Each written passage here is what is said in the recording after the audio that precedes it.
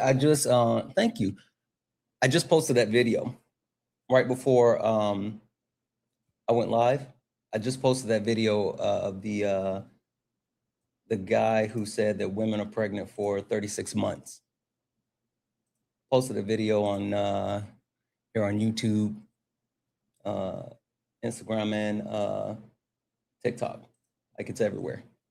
It was crazy. Crazy. Guys, as we get in, can we tap the screen, share the live, send your daily heart me, knock out the daily gift goal. It's the little pink heart puffs. Corey. Also, guys, tap the screen. Let's go ahead and get the likes up, please. Can we get the likes up to 8,000 likes? Please. We're going to get started here in just 1 second. Had to make sure that everything is good and everyone is good. The doors of the tabernacle is now open. Everybody come in and find your seat. Lipa, good morning. Good morning. Everybody come in and find your seat. Say hello to your neighbor. Look to your neighbor, say, neighbor, it's gonna be a good day. It's gonna be a good day. The people over on YouTube, look at your neighbor, say, neighbor, it's gonna be a good day. The people on Twitch, look at your neighbor, say, neighbor, it's gonna be a good day.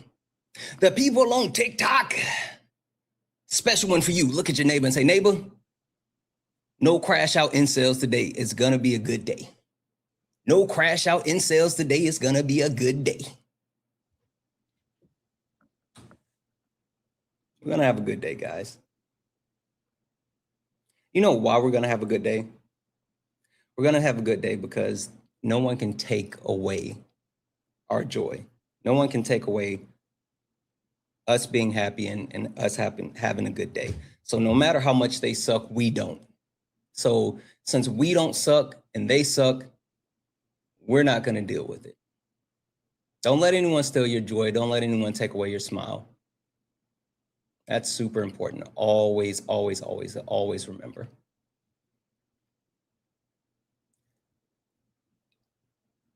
All right, guys, we're going to go ahead and get this thing started here. If you are a Trump supporter or disagree with anything on the background, get in the box. We're only looking for some debates.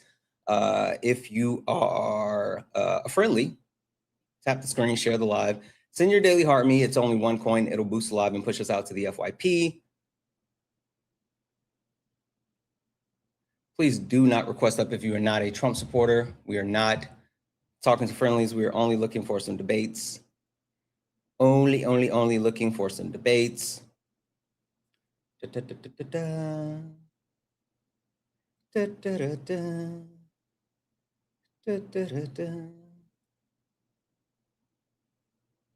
One more moment here, guys.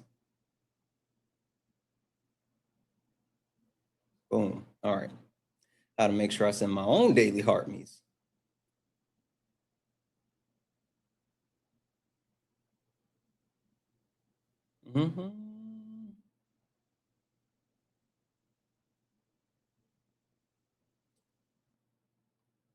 Hey guys, I'm going to bring this account up here in just 1 moment. This is the backup to the backup. This is super important today because whenever we do hit a restart, we're going to be on the backup to the backup. Whenever there's a need for us to see if we can shake more people loose, we're going to be on the backup to the backup. And so since we're going to be on the backup to the backup, then I need you guys to follow that account. Because if you're not following that account, then you will miss the live. All right? All right? Oh, we're talking about. I gotta hit this right here. All right. One thing that I want to talk about before we got too far ahead, and again, if you are a Trump supporter or disagree with anything on the background, get in the box because we're only looking for some debates. One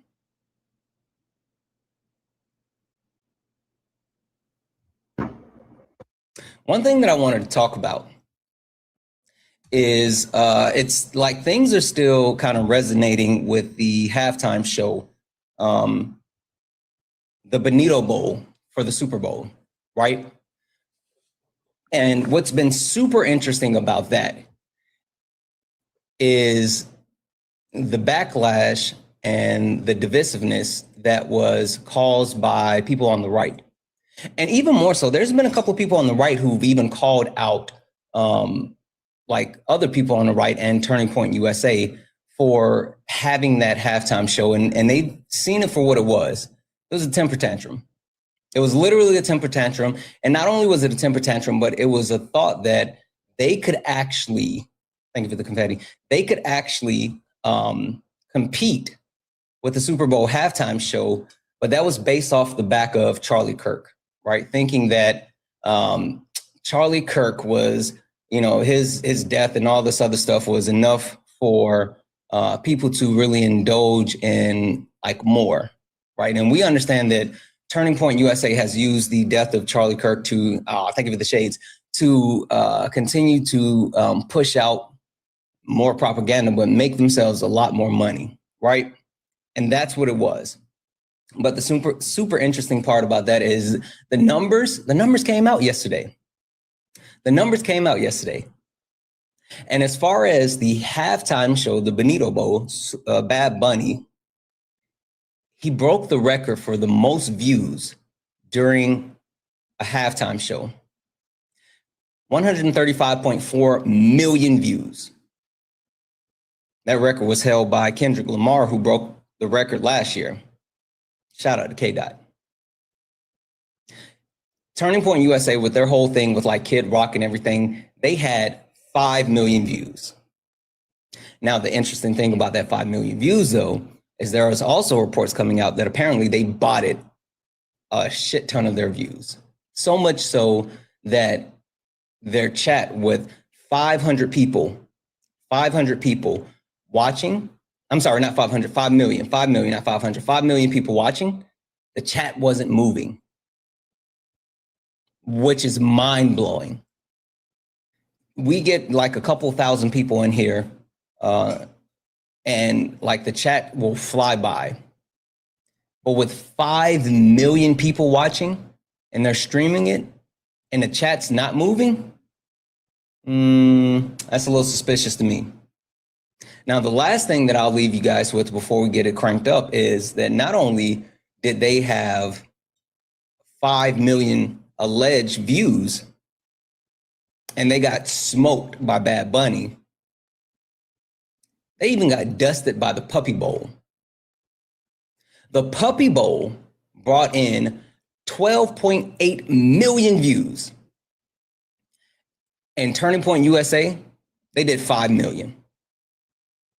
So next time, MAGA, Trump supporters, the right, Turning Point USA, next time you guys want to throw a temper tantrum about showing what actual American greatness looks like, remember, there's more of us than there are of you. You stepped in the box, now you're in the ring. Ain't no hugs here, you better take your best swing.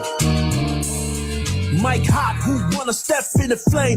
This ain't a debate, this a mind game. Facts type lies, get left in shame. One wrong word, you slapped out your name. This ain't TikTok T, this a war zone talk. No script, no filter, no safe walk. Great stats will get scrambled like a glitch. I got fire in my mouth like I came from the pit. Hey, thank you for the cake. And if you dare, truth hit hard like a punch in the air. Go. Ain't no rules, no plan, no script. Nope. One wrong move, get cooked real quick. Yep.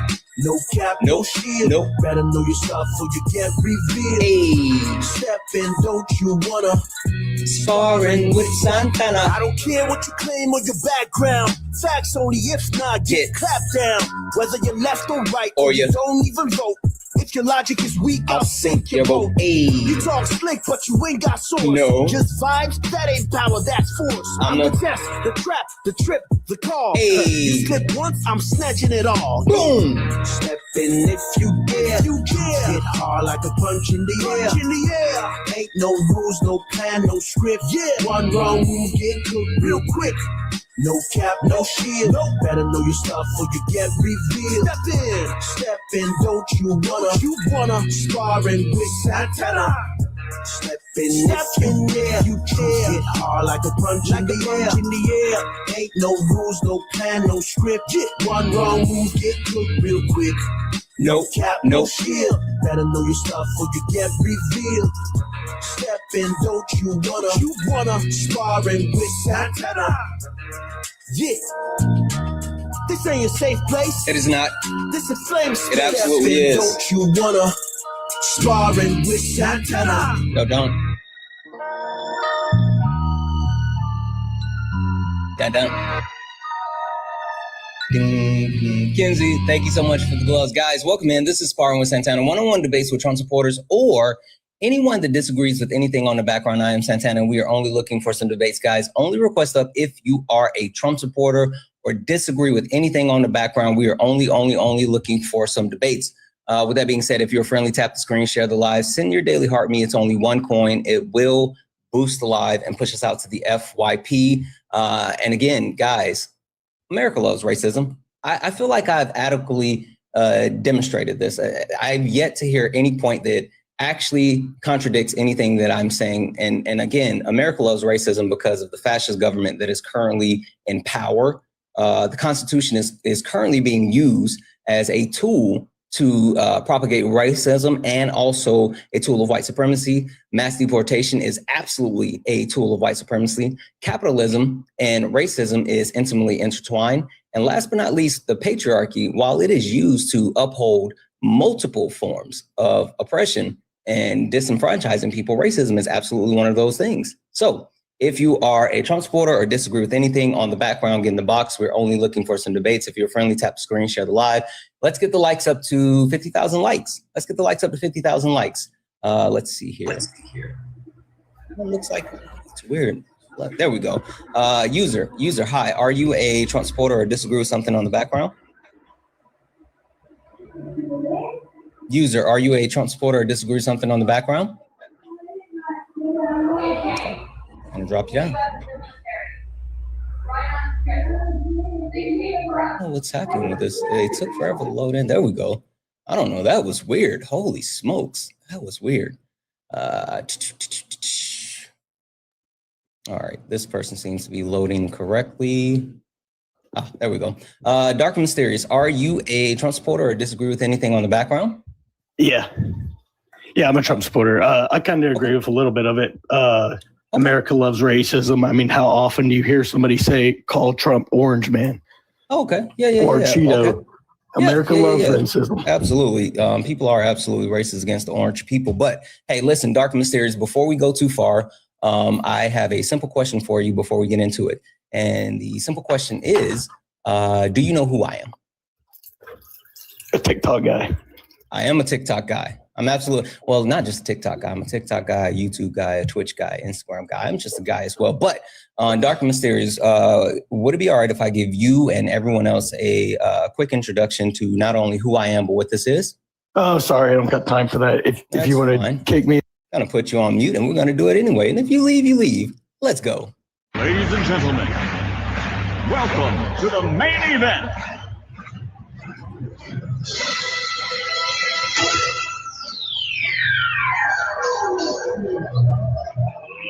Let's get ready to rumble!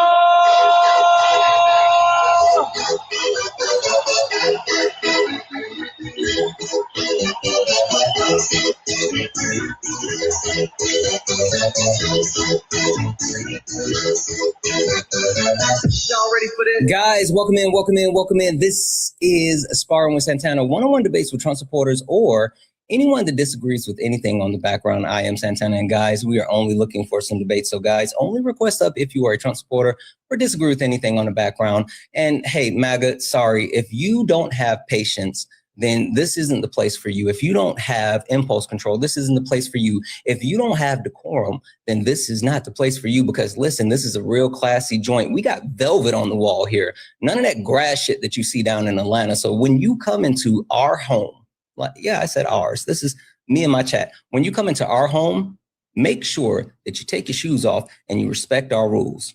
And if you can't do that, you can leave. With that being said, you're right. Democrats do all. You're right. The Democrats do it all six. Yeah. Sure. Hey, Lucy Lou, I'm going to mute you. Right. Boom. There we go. But I'm also sending you a request. Something that you don't know, Lucy Lou, right, is that we don't do thumb thugs. Like we don't care about what you're saying in the comments. My comments is not your safe space. My comments is not the place for you to say the weird stuff or do the weird stuff or yell at me from the comments. I don't argue with people in the comments. So if you have something to say, get in the box or don't say it at all, because I will mute you. I will give you a space to actually have your voice heard, but it won't be from the chat. My chat is for the people that actually make sense. Dark and Mysterious, I'm going to mute you as well, because one, you were up here and you chose to rant. You said you didn't have time, but yet you're still in the comments. So, hey, Bubba, get back in the box. You don't get to yip yap in the chat either. You don't get to yip yap in the chat either. You will have decorum. You will have respect. I will train you if no one else has. I'm sorry. You guys, for some reason, and this is the part that like blows my mind. MAGA, Trump supporters, you guys run around this app and you engage with people in a way that you would not engage with them in real life. And you think just because you're on the internet, you can be weird, you can be like racist, you can be bigoted, you can just like crash the fuck out. And you don't do that in normal life. Just because we're talking to each other through devices and screens does not mean that you don't have to be a functioning adult. And so if you join my live, you will be a functioning adult. I will train you if no one else has. Period. Period. So again, with that being said, if you're a Trump supporter, disagree with anything on the background, get in the box, or you can continue to listen from outside of the club like Dark and Mysterious. He's still here. He's still watching, but yet he doesn't get to come up. Or, well, he's too afraid to get back up here because he knew that he was cooked when he made that comment about people are racist because they call Trump orange. Stop it. Stop it. We know that's not true. There we go. Welcome back, Dark and Mysterious. So when you talk about Trump being orange, you said people are racist because Trump, they call Trump orange. You know that's not how racism works. Also, I hear you like gargling and brushing your teeth again. You're My bad, I'm brushing my teeth. I told you I was in a hurry. Yeah. Okay. Well, this is what we're going to do. I'm just going to go ahead and drop you back down. We're going to drop you back down again because like you can't talk like that. And request back up when you finish. What are we doing? So, guys, as we wait for Trump supporters to actually get it together and get in the box, there's a couple of things that I want to talk to you guys about, a couple of things that I think is super, super important, and a couple of things that I think we need to actually deal with. You said make America barbs again. Oh, no, Jacob. No. Absolutely not. Absolutely not. If you're talking about barbs, you're talking about Nicki Minaj, yeah.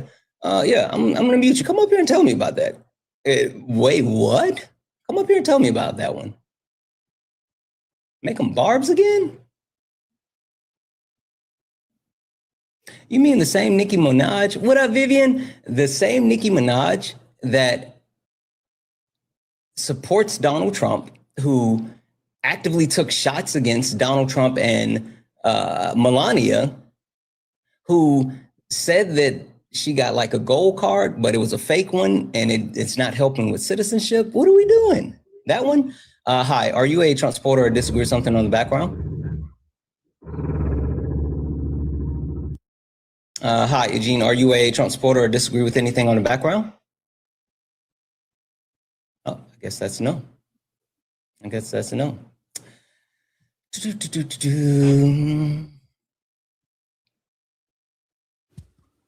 Hi, are you a Trump supporter or disagree with anything on the background? PT Minnesotian? Are you a Trump supporter or disagree with anything on the background? Oh my goodness, I didn't mean to do that, but fuck to the no, I did not support Trump. Okay, all right, thank you. I'm gonna go ahead and drop you down. Gonna drop you down. All right, so again, while we wait, and while they get it together, keep tapping the screen. Let's get the likes up to 100,000 likes. Also, again, send your daily heart me if you have not done so. It's only one coin. I'm going to keep resetting the daily gift goal to these little 1-cent gift goals. It'll boost the live, push us out to the FYP.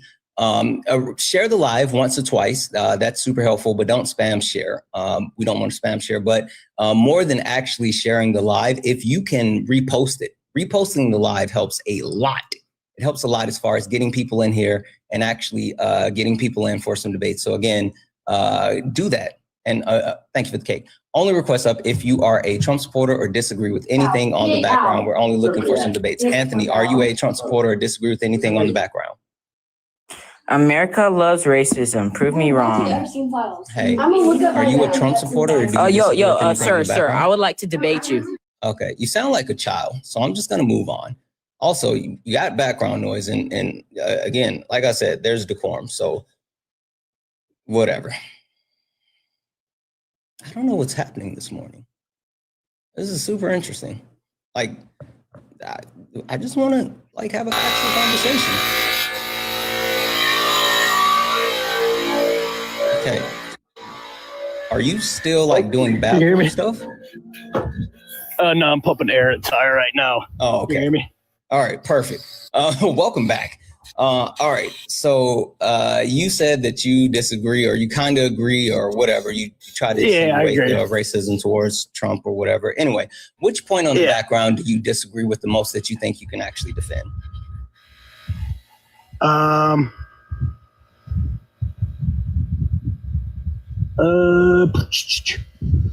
Maybe fascist government. Okay. All right. Perfect. So I think that we currently have not only a fascist government, but we have actual Nazis in power. But tell me why you think that our government is not a fascist government. I think that people are so quick to compare us to Nazis. It's kind of sad, and it kind of dilutes the meaning of Nazis. I feel like we are far from fascist. If you look at other countries, we don't control people the same way. People have rights here. That's mainly why. And I feel like Democrats are willing to just throw out I know you said, hold on 1 second. Okay, I'm going to mute you. I know you said that you're pumping air. Like, again, this is the second time you've come up and you're like doing something that has like a lot of noise. So I'm going to mute you. You can come off mute when either you are done pumping air or like it's a lot more quiet, but like the actual background noise is wicked. But I'll talk to you later. Okay, that's fine. Yeah, you're welcome to come back if you have time.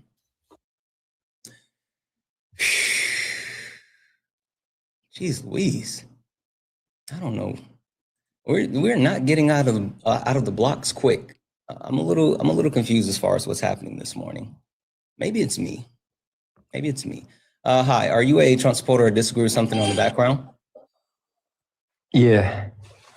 Yes, which one? Trump supporter, disagree, or a combination? A combination. Okay, perfect. So I think that America loves racism, and the reason why I say that is because of the current fascist government that's in place. They use the Constitution as a tool to continue racism. Mass deportation is a tool of white supremacy and racism. Capitalism is intertwined with racism, and the patriarchal system upholds a bunch of harmful things, but absolutely racism. Which point do you disagree?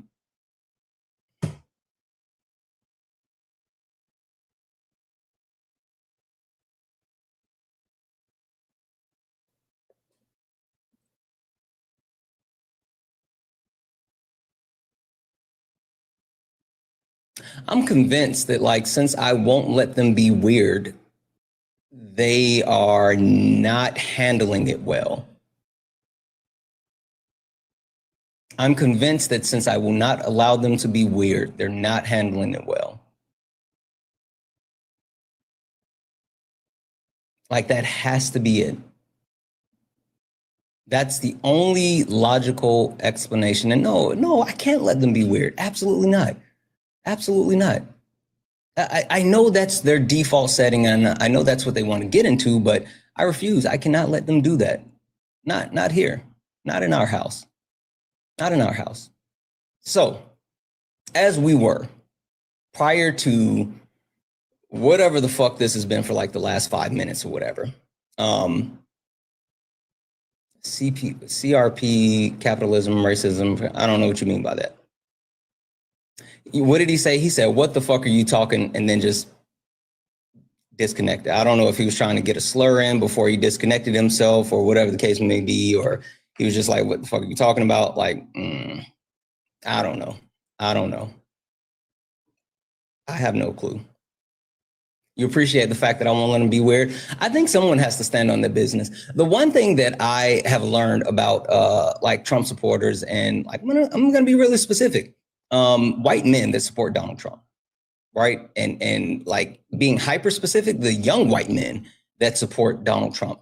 The one thing that they want more than money, success, more than like relationships, more than, you know, any substance they may partake in, the one thing that they want more than that, more than they want to breathe, is they want to be heard.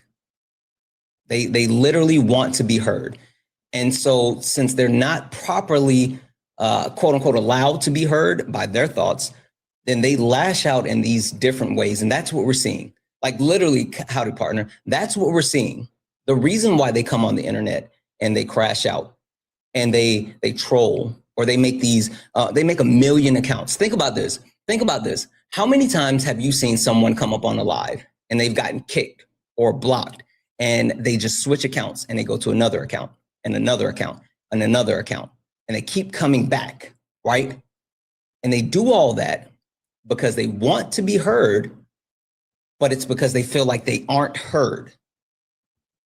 That's what we're dealing with in a time, in a day and an age where like the currency that we deal with is attention. They feel like they're not getting attention. And since they feel like they're not getting attention and they don't know how to properly convey the fact that they don't feel like they're getting attention, then it manifests in like all of these weird ways. And I think that's why you see a push towards like this incel movement, a push towards people like Nick Fuentes, Aiden Ross, what's his name, Sneeko, right? Like the lack of them feeling like anyone cares or is listening is the reason why they're manifesting in the way they currently do. Donald Trump is the best president in the world. So sure, unknown, I'm gonna mute you, but I'm also gonna send you a request. One, again, spamming is weird, but two, no one cares about your comments in the comments. Get in the box. Fuck Democrats! Y'all will not lose. So like literally, I just said that right there. Hey, unknown. Fuck Democrats! Listen, I know, Bub. I'm here. I'm willing to listen to you. I'm listening. Listen. I'm January 6th.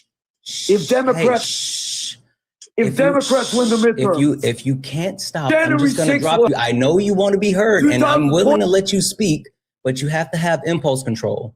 Yes. Okay. Stop it. If you don't stop, I'm just gonna kick you, and you're not gonna be able to speak anymore. Okay, I stop. Shh. Stop. Stay on mute. Let me properly introduce you. Okay? All right. Unknown, first and foremost, what's an actual name that I can call you? A way that you and I can properly communicate. What do you go by? Just call me unknown. I'm not going to tell my real name. That's fine. How about like an actual name though? I hate the idea of calling people like these weird usernames or whatever. That's why I always look for a real name. If not, how about I call you Fred? Is that okay? No. Just call me unknown. No. I'm not going to do that because again, it lacks a sense of personability, and like calling you unknown, and in my opinion, negates the fact that you are a person. You're a person and you should be heard. So again, either a name or I'll just call you Fred. Nick Fuentes, Donald Trump, #2. Yes, something like that. I'm going to call you Fred because again, you're leaning into the weird stuff and we're not going to do that there. Just call me Nick Fuentes. Okay, Fred. Question for you. I'm assuming that you are a Trump supporter, but even more than being a Trump supporter, you are like further right because you have a thing for Nick Fuentes. Am I wrong with that? Yes. Okay, Charlie Kirk was better than Nick Fuentes, but y'all killed him. Democrats killed him.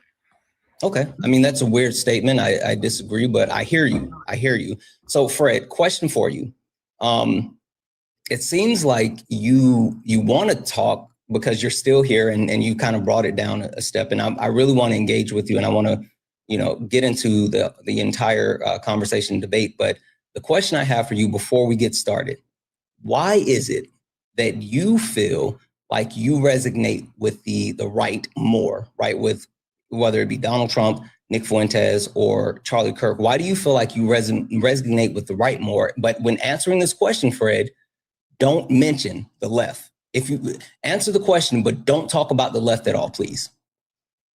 So you asking why am I a Trump supporter? Not necessarily a Trump supporter. Why do you feel like you resonate with the right at all? No matter if it's Trump, Nick Fuentes, or Charlie Kirk, like what speaks to you as far as what they stand for and what you heard from them without talking about the left? Okay, I heard Donald Trump wants to make transgender surgeries illegal and said abortion is murder in 2024. That's why I voted for Donald Trump. Okay. So you voted for Donald Trump and you still support him today. Is that accurate? Yes, I support him. You supported Donald Trump based off of, quote unquote, making transgender surgery illegal, which isn't a thing and something he can't do. But then also and ICE rates. Yeah. Okay, that's fine. A couple other quick clarification questions for you. What state do you live in? Not city. I don't want you to tell me too much. Just the state. What state do you live in? I live in Texas. Okay, Texas. Cool. And approximately what's your age? 27. Okay, so you're 27, Texas, and you believe in like these types of things that restrict, right? So I believe in God's work. What I'm doing is God's work. God wants to get abortion illegal and transgender surgeries. That's why I say the things I say. Okay. So you believe in God's work. So just to verify, are you a Christian? What up, Swan? No, I'm a Muslim. I'm not a Christian. I'm Albanian. I'm not a Christian. My parents were from Albania. I was born in Texas. So you believe in Allah's work? Not yes. God. Allah is God. Yeah, okay. I believe in God's work. Most. Yeah. Okay. Cool. So help me understand this then. Where in the Muslim religion does it say that abortion shouldn't occur? Can you help me with that one? Yeah, it says in the Quran, murder is a sin and abortion is murder.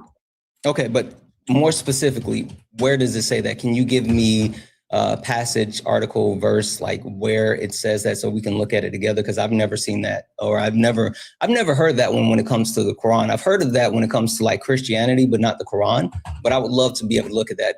Where does it say that in the Quran? Well, wait.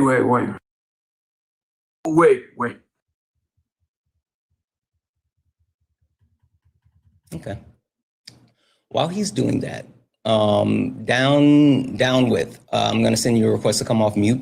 Are you a Trump supporter or disagree with anything on the background? Yeah. I disagree with the fascist government and the mass deportation.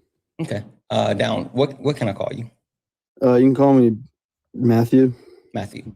Can I call you Matt for short? Yeah. I had some friends growing up named Matt, and I really enjoyed them.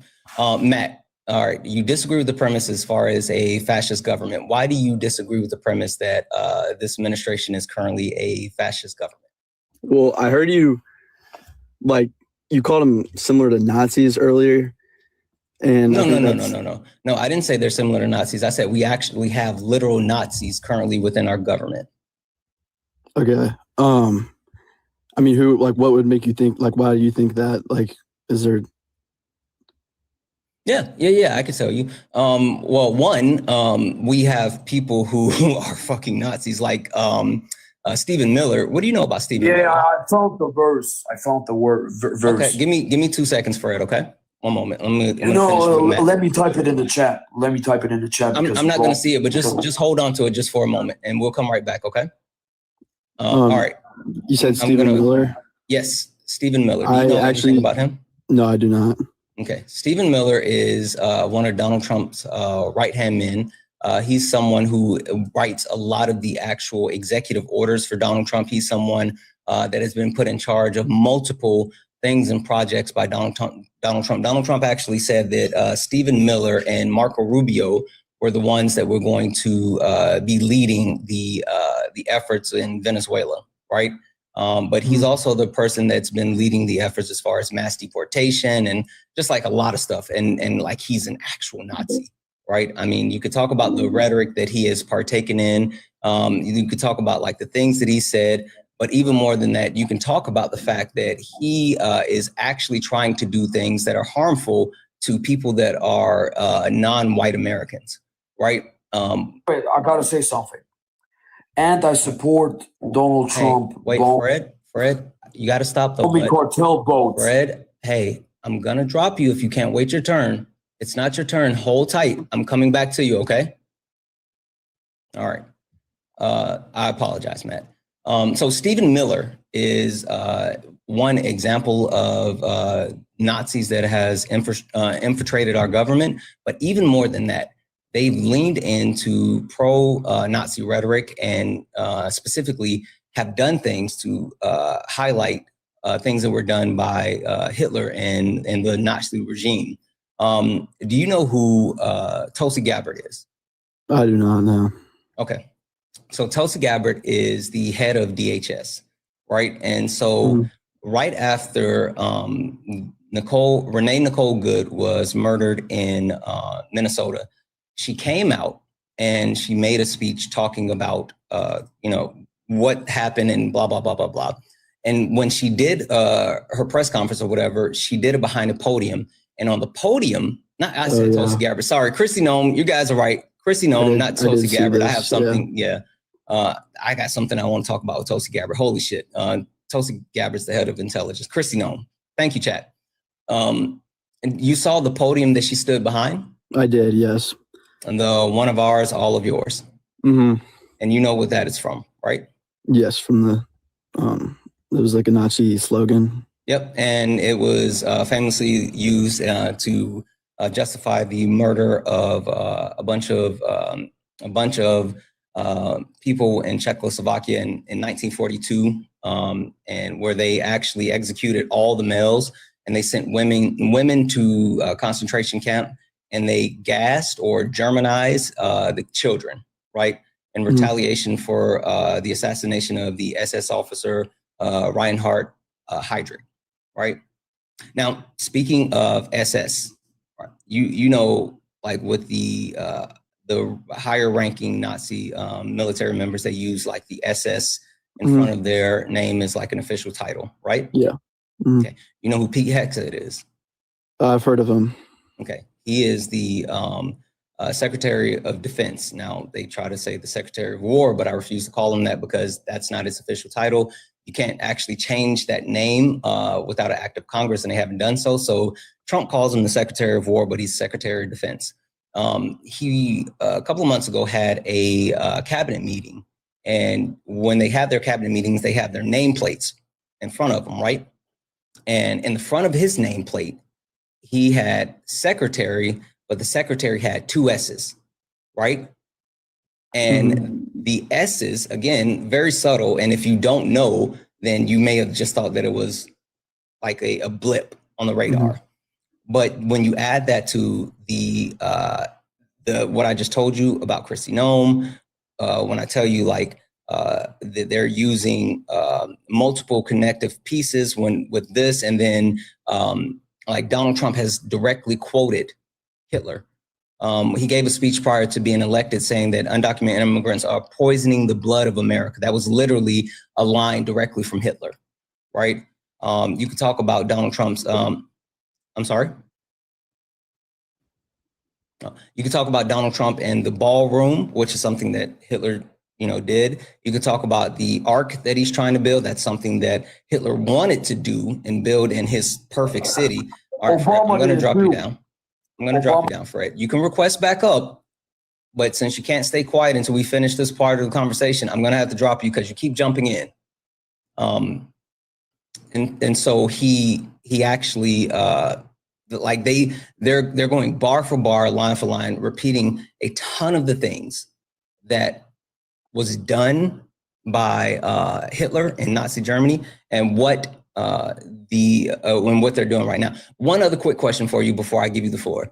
Do you know, prior to Hitler and his regime going after Jewish people, who's the first group that he specifically targeted and, started to not only ostracize, but try to harm?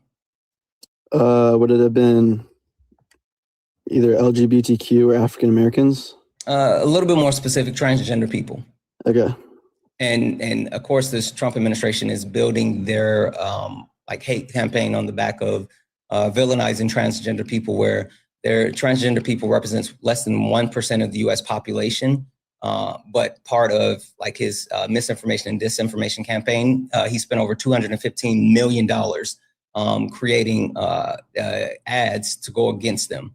So again, all of these things that has direct correlations between Nazi Germany and today, and the way that Donald Trump and his administration have carried out some of the things that they're doing covertly, tied with the fact that Donald Trump meets all 14 tenets of fascism, leads me to the point that Donald Trump is a fascist. There's multiple fascists within the entire regime, and there's actual Nazis because they're pushing towards an authoritarian rule. Thank you for the cake. So I definitely agree with you with what you said about Kristi Noem and was the other guy. Pete Hegseth. Yeah. Mm-hmm. But that's obviously horrible. And that shouldn't be representing our government. Mm-hmm. But I just don't necessarily think I don't think mass deportations is a fascist thing to I think we're the only country where you can come into and you can stay here and get the benefits of living here and not be deported for it. That's not the truth. Well, one, I mean, we do deport people. Two, we're not the only country that has some of the same things that we have, including birthright citizenship. There's other countries that engage in birthright citizenship. But three, the efforts that are going forth as far as mass deportation, it's actually failing efforts. I mean, you can mention the fact that it costs a shit ton of money. The amount of money that it costs for mass deportation is about $98 billion a year. ICE has been giving the 14th largest budget if you stack ICE up against military budgets in the world. And they've been given all of these protections, all of these advancements, all of these allocations. I mean, hell, they get 20% of all federal agencies like the FBI, US Marshals, all this other stuff, but they're still deporting at a lower rate than the Biden or Obama administration, while at the same time violating the human rights and the constitutional rights of undocumented immigrants and American citizens. They're literally murdering American citizens in the street while being highly inefficient with what they're supposed to be doing. Well, with the murdering American citizens, I mean, I feel like you can look at that both sides. How so? Renee Good, I mean, there's multiple angles of her. I mean, she was agitating the office, she was aggressive. And okay. Sorry. No, I was just saying thank you. Keep on. I'm sorry. And when she was there's angles of her standing or of the officer in front of the car, she floors it. You don't know what she's about. You don't know what she's gonna do. Mm-hmm. She could turn the wheel closely towards him. I don't think that was a wrongful murder, really. Mm-hmm. I hear you. But see, the issue with that is that while trying to talk about whether it was or was not murder or whatever happened, the ICE agent completely went against the handbook from the Department of Justice and the way that they're supposed to handle using lethal force, right? Literally, in order to use lethal force, there's a couple of different things that are outlined, and a couple of different, I can pull up the specific things, but it's actually listed within our actual federal government when it's acceptable to use lethal force. And the decision by the ICE agent was not one that would meet the level as far as using lethal force for a couple of reasons, right? He had the ability to evade the vehicle. That's another reason. The they're not supposed to use lethal force on anyone that is trying to flee the scene, and that's the premise as far as what she was getting behind. But then also you can talk about like the actual murder that occurred, right? Even when the car came at the agent, the angle that he shot, the first shot went through like the kind of corner angle of the vehicle. And you can talk about like him shooting in order to like even get her to swerve and go in another direction or whatever. The first shot didn't kill Renee Good. The second shot didn't either. It was the third shot. And the third shot was one of the shots that he took while actually walking forward towards her, shooting in the side of the window, right?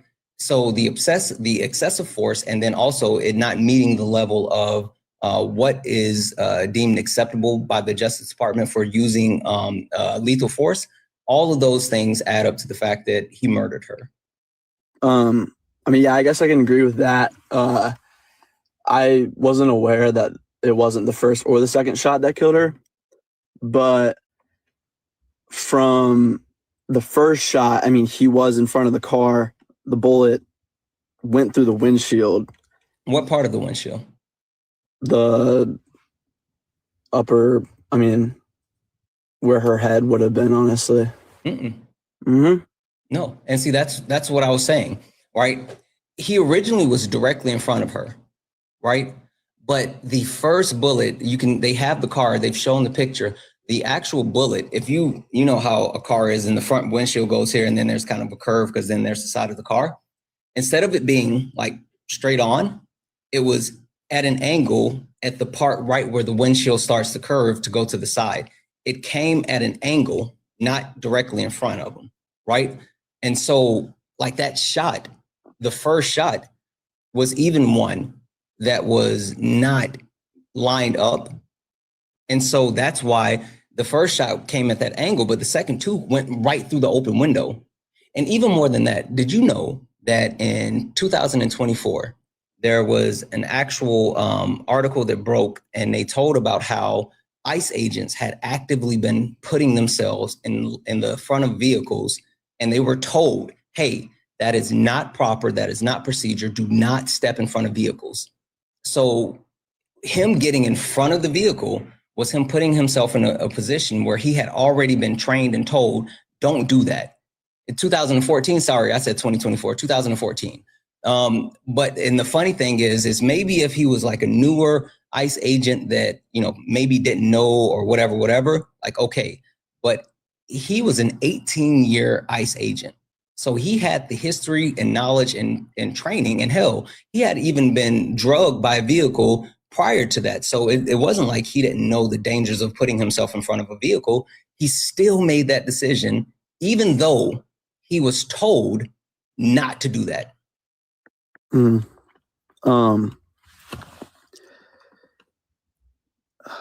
Yeah, I don't know. I guess I can't argue with that one. Yeah. And even more than that, like, I think the point that we kind of miss, and this is the point that I kind of struggle with when talking to people about this, is like, when do we start saying like murder of American citizens is okay? Like, when do we get to the point that we're looking to try to justify those things? And like, that's the part that I'm like kind of really struggling with, because in any other situation, we wouldn't be looking for justification for murder. Well, Black people, of course, but like, this is a blonde haired, blue eyed woman in the middle of the day, and you have people actually defending her being murdered. And so I'm a little bit mind blown by the mental gymnastics that has to be taken to justify like this agent being able to kill her. Yeah, I agree. But I mean, also, I just feel like the protesters, they obviously have the right to protest, but they're putting themselves in like pretty bad situations. Like, I mean, if you're in a situation where you have to flee from law enforcement, like, I don't know, I'm not justifying what happened. I'm just saying it. I feel like there's also been multiple cases, like Alex Peretti. I also believe that one was probably more murder than self-defense, because I know they did take his gun away from him. Yeah. But the issue I've also seen as well, though, like when you talk about this, and you talk about like the way that people are putting themselves in this line of fire or whatever. This is the uncomfortable truth about protesting. Not only is protesting covered by the Constitution, right? Like our United States Constitution, the law of the land, and the bedrock as far as what our country is supposed to be founded on, it gives us the right to actively protest, and not only actively protest, but protest in multiple ways. And it's been litigated throughout the history of our country and tested as far as like what is or is not acceptable. And one thing about protesting that people, I don't know if it's kind of a newer thing or if it's just like justification, but people for some reason think that they can tell other people like what's acceptable forms of protest, right? And saying like, oh, you know, for anyone thinking that protesting is standing on the side of the street with a sign and that's enough, like that's not protesting. The point of protesting is to cause some type of effect that disrupts the day-to-day life of the people, so you can grab the attention and force a change. And so like people standing in the road, that's protest. People not purchasing something from a location, that's protest. People going in, one of the most successful forms of protesting done by like civil rights leaders when they were trying to get equal rights for Black people was sit-ins, right? Where they would go into restaurants and like sit down and just take up space in restaurants. They wouldn't actually buy anything. They would just sit there, right? And so police, of course, will come have to like, you know, drag them out and all this other stuff, but like stopping the business's ability to generate revenue and holding up the day-to-day society force people to focus on like the issue that's occurring and what the people are saying. And so the idea that there's a safe or a comfortable way to protest, like protesting is dangerous and there should be some level of danger, but the level of danger should never rise to like murder. That's the problem I have. Well, I mean, isn't blocking the road or like not allowing cars to pass illegal? Depends on where you are. So you're saying it depends on the state for that? Mm-hmm. Some states like Florida is fucking wild. Ron DeSantis passed a piece of legislation that allows people to like run over people blocking the roads. It's literally fucking crazy. And that shouldn't be like sanctioned. And so again, I understand the discomfort with you know, having people block the roads and stopping the day-to-day life, but like that's the point of protesting. Yeah, but I mean, these people are just trying to get to work. They come up to the cars, they bang on the windows, the car, like they're trapped. I don't know. I wouldn't. Typical. From what I've seen, it is. Mm-mm. I mean, people I don't know what they block all these roadways, they block highways, they do those type of things, but just coming up to them and banging on it and all this other stuff. Now, I have seen like where there's been instances of knowing that ICE is in the vehicle and ICE has been antagonistic towards protesters and they're retaliating. But again, like I'm going to be honest. For anyone that sits here and says like there is a proper way to protest, doesn't understand the true meaning of protest and doesn't understand the level of danger and escalation that is involved in protesting. But I do think that as the federal government has the burden to ensure that like lethal force is only used when necessary, not as a means of like curtailing protests or trying to get people in line. If there's a need for lethal force, it has to be in response for a possibility of actual life loss. I mean, but wouldn't you think being in front of a car would, why not? Like, It wouldn't, because even the Department of Justice doesn't think that's enough to use lethal force. And again, he had multiple options to evade and elude being hit by a car. But like he also doesn't know her intentions with what she's going to do. That's can fine. turn I the mean, wheel. You and I can talk about like intent, but again, I can pull this up and I can tell you exactly what they say as far as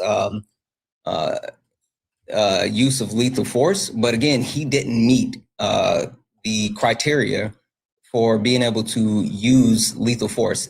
This comes from the U.S. Department of Justice 1-16-00 Department of Justice lethal force, and it talks about like when a person is when they can use lethal force, or when the actual when it's necessary or acceptable with a vehicle. And it says it's prohibited on disabling the vehicle, meaning that you can't just shoot at a vehicle to make the vehicle stop. It's prohibited when there's alternative actions that are required, right? If the officer can feasibly move out of the path of the vehicle rather than firing, unless there's no other means, meaning like in order for that ICE agent to have shot into the car, he would have had to been like in an alley with his back to the wall or something, and he couldn't get away. Like that would have been justifiable, but he wasn't. They're not permitted to use deadly force if there's no other threat to like bystanders' lives, or if there's unless there's something else being used in conjunction with the vehicle. Meaning, if the person was driving the vehicle and actually shooting at the officer, then they can do it. But just driving the vehicle doesn't actually rise to that level. And then also, they just highlight the fact that discharging a firearm from a moving vehicle, meaning they can't just shoot from their vehicles as well. So like there's a whole bunch of different things that actually that escalate to the point as far as like when deadly force is acceptable. But based off of the Department of Justice and the guidelines that's laid out for all federal agents, he didn't reach that level. So you and I can talk about like, oh, maybe this, maybe that intent, da-da-da-da-da. Like we can talk about that, but literally by the law of the land, by the guidelines that were set out for the actual division that governs the ICE agent, he wasn't supposed to do that. Okay, I got you. So I guess my question overall, and I'm going to give you 2 seconds to think about this because think about this because I want to say thank you to a couple of people. But I really, really, really want you to think about this and give me like your best possible answer. And the question I have, right, is why should we support ICE in their deportation effort if not only are they given like all of these different tools, right? Military grade equipment, protections from the federal government, like open recruitment, like all of these things, but yet they're still ineffectively doing their job. Like in what other situation would we have someone who's given each and everything possible, but yet they're unable to actually perform their job at a proficient level? Think about that for 2 seconds. I want to say thank you to a couple of people. That was in the chat from Mackenzie for the $10 donation saying, start a new job today. Mackenzie, congratulations. Holy shit. Congratulations. Starting my new job to everything that you do. Mackenzie, thank you. That you're starting your new job. Look, I hope you have a great day. Make friends at work. W's in the chat. Not friends, but enough friends. So you know what I'm saying. Make workplace friends, which is different than like real friends. Anyway, W's in the chat for Barbara for the $1 donation saying, Washington teacher here. I've been using your lies for my American government class. Really? Thank you for my students and I. Barbara, send me an email. I'm in Washington State as well.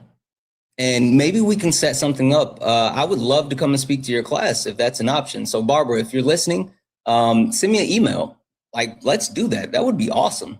Debbie's in the chat for, I think it's pronounced, I'm going to mess up your name. I know I am. I'm so sorry. Amarana, I think it's pronounced. Sorry. Debbie's in chat. Thank you so much for the donation. You said, love what you do, but I can no longer support you because you decided to associate yourself with someone who consistently puts down women of color and claims bad things about her because of backbone and realizing that, oh, okay. Well, I'll just say this. First and foremost, I'll send the donation back. Thank you for your donation. Secondly, you can sit here and say that, you can no longer support me because of someone else. I mean, that's your decision. But what I love to remind people is that there's 3 sides to every story. Your side, my side, and the truth. And I can see your picture right there. So I know you're not black. But the one thing that you may not know about me is that I would never allow someone to not only disrespect women, but to disrespect a Black woman. So I understand exactly what you're saying, and if that's how you feel, that's how you feel. But c'est la vie. I will send this donation back, and I hate to see you go. Hopefully one day you can rejoin the community. If not, I respect that. W's in chat for Brittany. Thank you so much for the $5 donation, saying, I don't always agree with you, but I appreciate you trying to make a difference. Have a wonderful day. Brittany, listen, if you always agree with me, then we would have a problem. I don't want people to always agree with me. I want people to actually challenge my way of thinking, and I want to challenge their way of thinking, and I want us to make each other better. So thank you, Brittany, and thank you for the $5 donation. W's in the chat for Mary for the $20 donation. Thank you for the $20 donation. Saying, listen to someone else's VOD, heard the belly laugh at the mediocre white guys. What a gem. You have a fabulous laugh. Listen, I believe in laughing. I do. I absolutely believe in laughing. I believe in joy. I'm not going to let anybody stop my show. And like Cat Williams once said, get your 7 laughs, period. Get your 7 laughs. W's in the chat for, I think it's pronounced America, who sent a $10 donation saying, remind people that Europeans came to America and settled in Little Italy, Chinatown, Germantown, etc. Many never speak English. Instead of wanting to deport them, we went and enjoyed their food and culture. Yeah, you know what's funny about that is that people always want to partake in the culture and indulge in the culture without partaking in the people. Like, that's something that we've really realized when it came to like Black people as a whole, right? They love Black culture. They love what Black people can offer, and they love doing that without loving Black people. America loves everything about Black people except Black people. It's fucking wild. W's in the chat for I think it's pronounced Demisha Sims. Thank you so much for the $10 super chat to say, all the rights and freedoms we enjoy today as citizens came from dangerous protests. Exactly. Not polite. And not wars, abolitionists, suffragettes, labor rights, civil rights, all of them. W's in the chat. Thank you so much for that. A Rover Lord, thank you so much for the $1.99 super chat. Say, because it's a European country, duh. Not sure what's the Europe. Are you saying America's a European country? That's weird. Anyway, guys, if anyone else would like to support the live, you can do so. Cash App, PayPal, Venmo, pay links in the link tree in the bio. Santana speaks for you. If you're over on the YouTube, you can send a super chat and I will read that out. Also, guys, keep tapping the screen. Let's get the likes up to 250,000 likes. Let's get the shares up as well. Last but not least, I just glanced at the chat and I see you guys having a conversation. Please, let's take that conversation somewhere else. If you guys want to have that conversation around who said what or whatever, especially when it comes to talking about other creators, don't do that in the chat. Take that somewhere else. We're not going to do that here. I don't care what side that you fall on or whatever the case may be. We're not going to have that conversation in my chat. So if you want to have that conversation, please take it somewhere else, because my mods, they'll meet you. All right. Sorry, Matt, coming back to you. Why do you support ICE and they're wholly ineffective?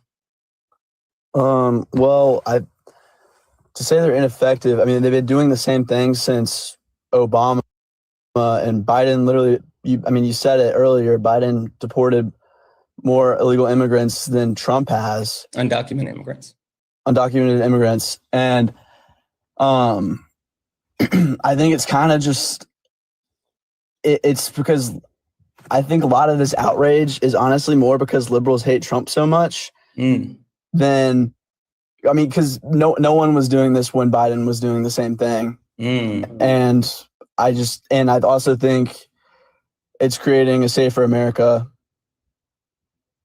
Okay. Yeah. What if I told you what you just said was absolutely false?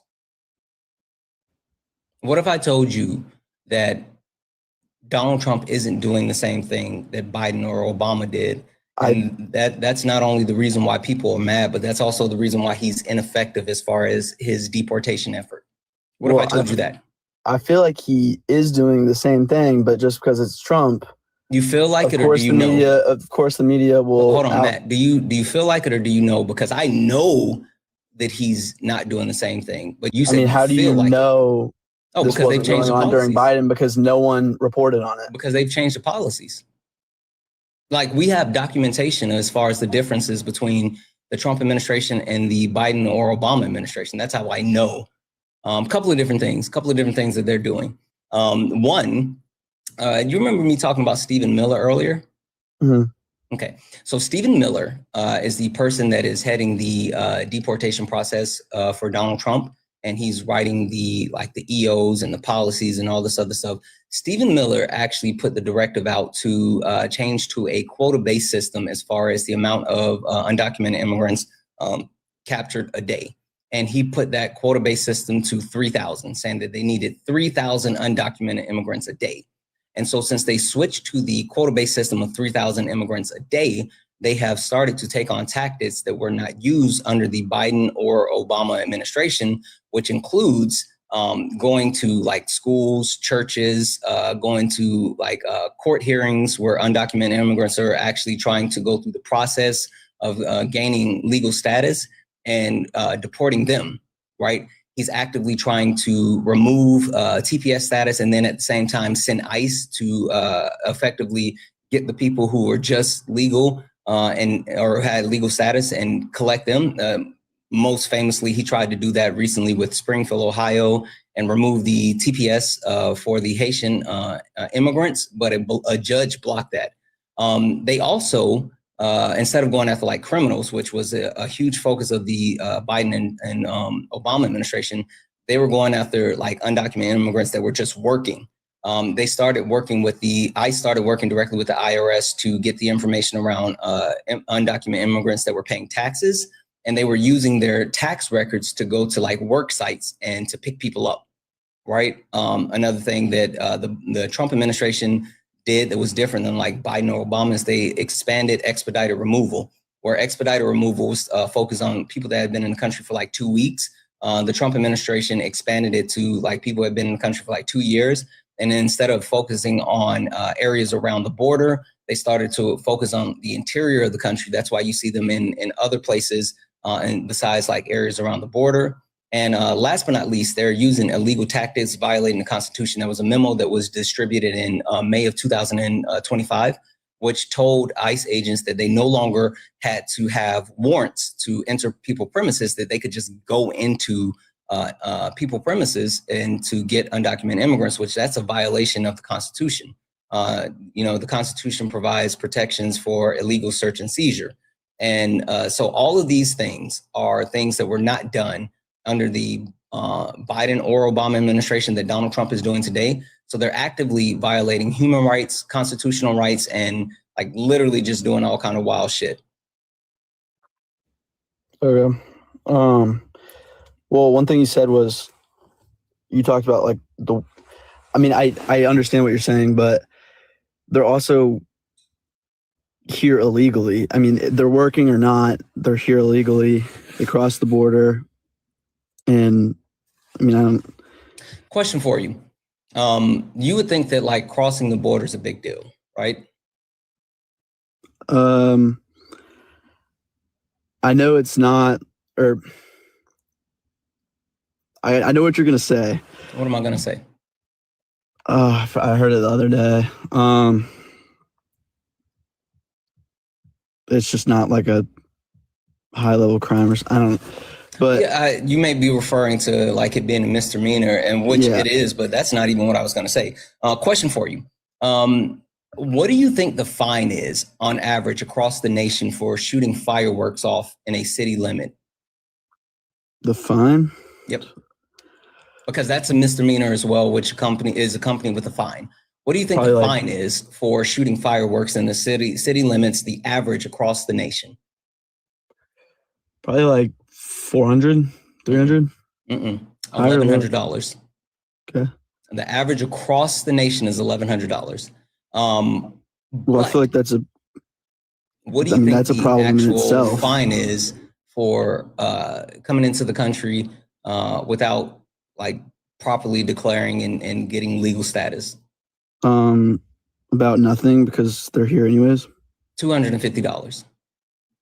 So the point that I'm getting across is that our country puts more of a focus on crossing shooting fireworks within a city limit. They put more of an emphasis on that than they do on coming into the country undocumented. And the point that I get across when I say that is like, you can talk about like, oh, they're breaking the law, it's illegal, da da da da da da da. Like, not all laws are just, and not all laws are equal. And the premise that like having undocumented immigrants in the country is harmful, I completely reject, because there's multiple studies, including a 30-year study that was just completed by the Cato Institute, that talks about the multitude of benefits that were created by not only documented immigrants, but undocumented immigrants for being in the country, which included, they reduced the, over a 30-year span, they reduced the national deficit by, undocumented immigrants specifically, reduced the national deficit by $1.47 trillion. So they benefited our country in so many different ways. And going through deportation, like it's absolutely insane. Like, we shouldn't be doing mass deportation. Like, it's not effective. It costs a shit ton of money. It's going to hurt the country. And we have a different option. Do you know what that other option is? Like an easier way to become a citizen?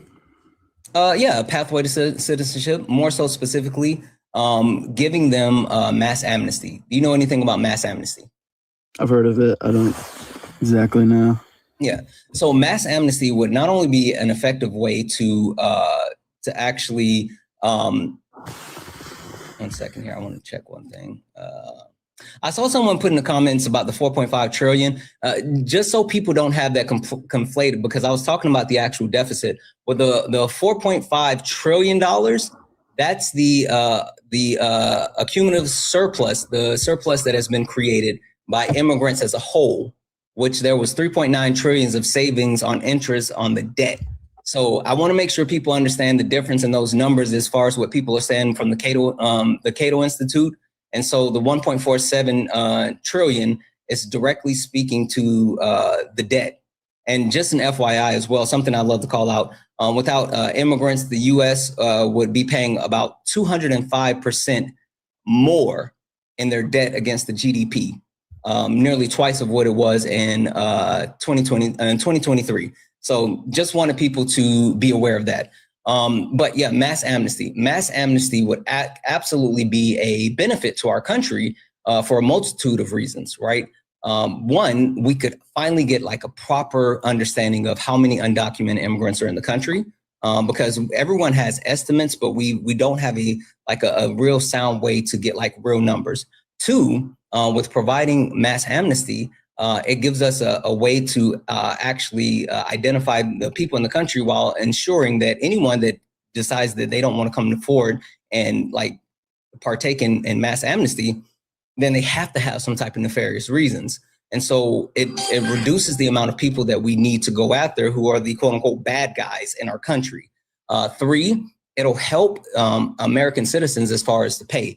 One of the reasons why people are so against like undocumented immigrants being in the country, they say that it hurts American workers because they undercut American workers as far as what they're willing to pay. They're willing to accept lower pay. But the reason why they're willing to accept lower pay is because people can pay them less with the threat of deportation. So they don't have any bargaining power. So they're forced to take lower money. But if you actually eliminate the threat and give them citizenship, then companies and people can't pay them less because like they have bargaining power, right? So that'll help everyone. And then five, it's more cost effective than mass deportation. Again, mass deportation right now is costing us on average about $98 billion a year. And it's going to negatively impact our economy because of those factors that I just talked about. But like all of the positives that we have seen will be amplified, because not only are you talking about them being able to pay into federal taxes, they'll be able to pay into state taxes. They'll be able to, actually legally buy homes. And so there's home loans. There's so many other positive benefits that will come through mass amnesty versus like mass deportation. Mm-hmm. Yeah, I'll give you that one. I don't really have a response there. So I guess my question then is like understanding those things and understanding that there's literally a better way, and like mass deportation is so ineffective. Like, how can you continue to champion mass deportation when like we have other options? I mean, I'll definitely have to do more research on this, but the way you said, I guess mass deportation, like the way they did it with Biden and Obama sounds a lot more effective, like what you were talking about earlier, and definitely less chaotic for the country. Yeah, I mean, people weren't getting like American citizens weren't getting murdered in the street, and don't get me wrong, like I don't believe in like mass deportation at all. I completely disagree, even with the way that Biden or Obama did it. But they did do it within the law. Even like Barack Obama was taken to court because they said Barack Obama wasn't giving undocumented immigrants due process, and they took him to court, and he won. Like he literally won the court case, showing that he was giving them due process, and so like he was able to continue to do what he did. Because he was doing things the quote unquote right way, while Donald Trump, that's one of the biggest knocks that I have on Donald Trump.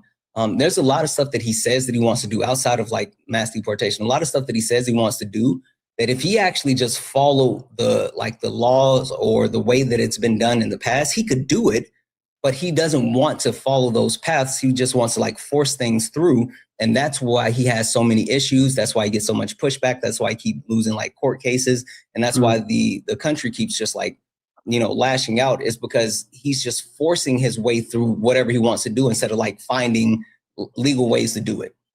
Yeah, I was going to say that too. I feel like he was, I mean, whatever way you look at it, he was definitely stronger his first term. And I think this second term, he's definitely lazy. I mean, you could say he's always been lazy or whatever, but he promises a bunch of stuff that doesn't happen, but yeah. I'll just say, like, again, I would reevaluate, because no matter if you agree or disagree with mass deportation, like looking at what's happening right now, it's highly ineffective, and it's overwhelmingly harmful, right? It's divisive, and literally we have American citizens getting murdered because of this. So, like, that's the whole thing. I'm sorry, you probably want to move on from me, but I have one more. If you got something else, sure, go ahead. I have one more question. What were your thoughts on abortion? What are your thoughts on abortion? Well, I'm a Christian, so I think life starts at conception.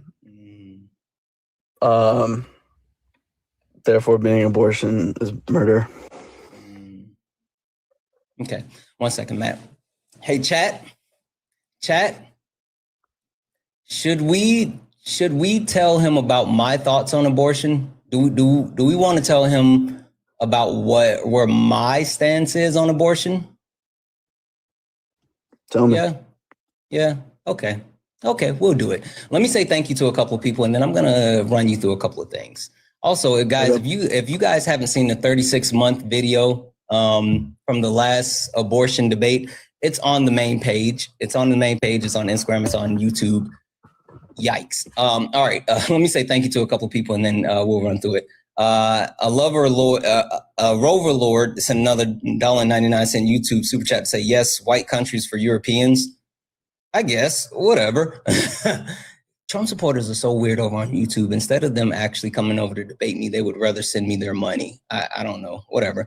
W's in the chat for cousin Jesse, who sent a $2 donation, said, bro, I've never seen so many YouTube men.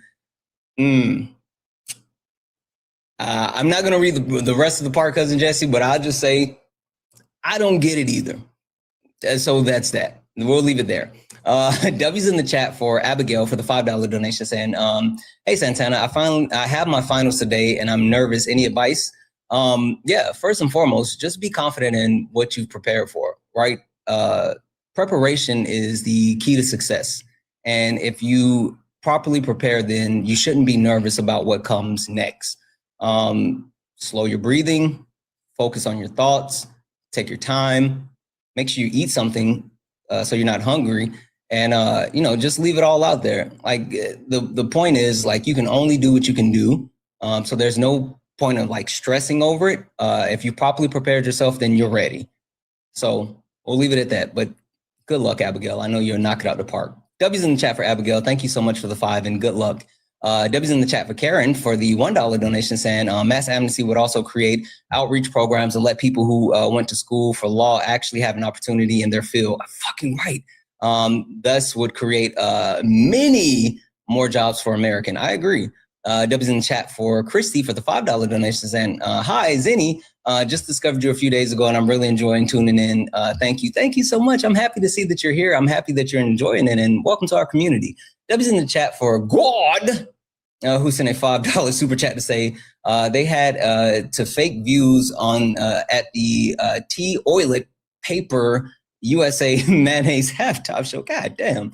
Skid Rock was wearing jorts and looked like Dr. Phil cosplaying Joe Dirt. Like, that's fucking wild. On their necks, absolutely. W's in the chat for all the donos. Guys, if anyone else like to support the live, you can do so. Cash App, PayPal, Venmo, pay links and Linktree in the bio. Santana Speaks for You is the best way to support the live. If you're over on YouTube, you can send a super chat. I will read that out, guys. Keep tapping the screen. Let's go ahead and get the likes up to 300,000 likes. Also, guys, we are driving towards 100,000 followers. 100,000 followers. So if you look up at the top and you see the word follow, that means you're not following me. Hit that follow button. Hit that follow button. We've only got 76 new followers on the stream so far. And we've been on for like almost an hour and a half, and we got 1.6 thousand people hanging out. Hit that follow button. We're like 13,000 followers away from 100,000 followers. So I'm so super excited about that. So hit that follow button and follow the backup to the backup. This is the backup to the backup right here, Santana Reloaded. Whenever we do a reset today, we're going to be on this account. I'm giving everyone the heads up. We're going to be on this account. And so if you do not follow this account, whenever we do a reset, you're not going to see me. So make sure you follow this account as well. All right. Matt, abortion. A couple of quick things. You said that you're religious, and so it's that's where your moral compass lies. If there were a nationwide abortion ban, would you be willing to support the nationwide abortion ban? Not, saying like, oh, thank you for the galaxy. Not, saying that you have to champion it. But if there was a nationwide abortion ban passed, would you say, all right, I'm good with that? Yeah. Okay, perfect. Do you believe in any exceptions as far with abortions, like life of the mother, rape, incest? Thank you for the galaxy. Sorry, say that one more time. Do you believe in any exceptions, life of the mother, rape, incest?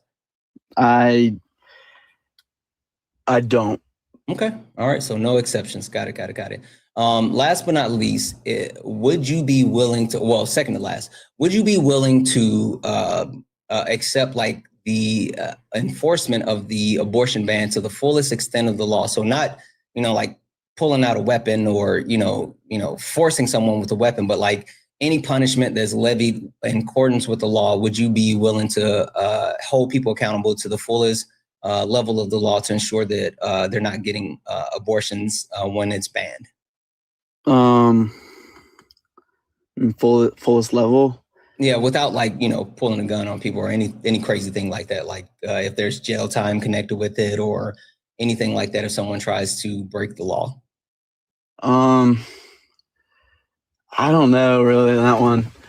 So wait, you're willing to accept a law, which is a nationwide abortion ban, but you're not willing to accept whatever punishment comes with the law being established? I mean, it depends on the punishment, but yeah, let's just say well, for now, I guess. I mean, yeah, and I'm saying, like, again, I'm not saying anything extreme. I'm just saying, like, whatever the law dictates, yeah, going to the fullest extent of what's acceptable by that law. Of murder, yeah. Okay, all right, perfect. Last but not least, how many uteruses do you have? 0. Okay, all right, cool. So you have 0 uteruses. I have zero uteruses. We have 0 uteri, right?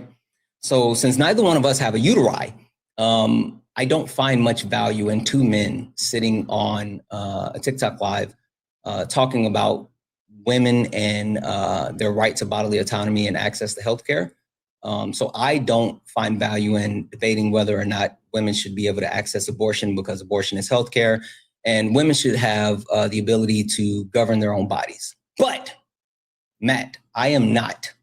I'm not someone who doesn't understand your perspective, Matt. I will say this: I don't think we should allow babies to be murdered. Right? You and I, we can agree on that. Like the premise of the way why you feel the way you feel is that you think like human life is sacred and we should preserve human life, right?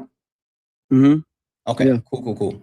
So I got an option for you, right? This option would ensure that you and I are able to preserve human life. And guess what? We don't have to worry about abortions. Hey, Matt. Yeah. Women, right? Hey, Matt, women, right?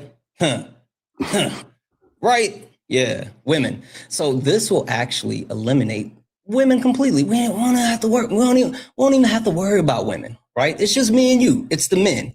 This is what I think we should do. Stick with me here for a second. Okay. Mandatory vasectomies. What do you think? Well, wait, hold on. Oh, before you answer, do you know what a vasectomy is? Yes. Okay, cool. Let me give you what I'm thinking, right? And maybe this will help, get you over to my side, right? Well, wait, hold on. Before you go, well, you were probably about to explain this, but mandatory as in like how, like who's like what? Oh, don't even worry. I got you, sweetheart. Don't even worry about it, sweetheart. I got you. I don't know about this one. Listen. All right. This is my thoughts, right? This is what came out of my noggin, my old noodle, right? Mandatory vasectomies. If we mandate vasectomies, then we eliminate the need for abortions, right?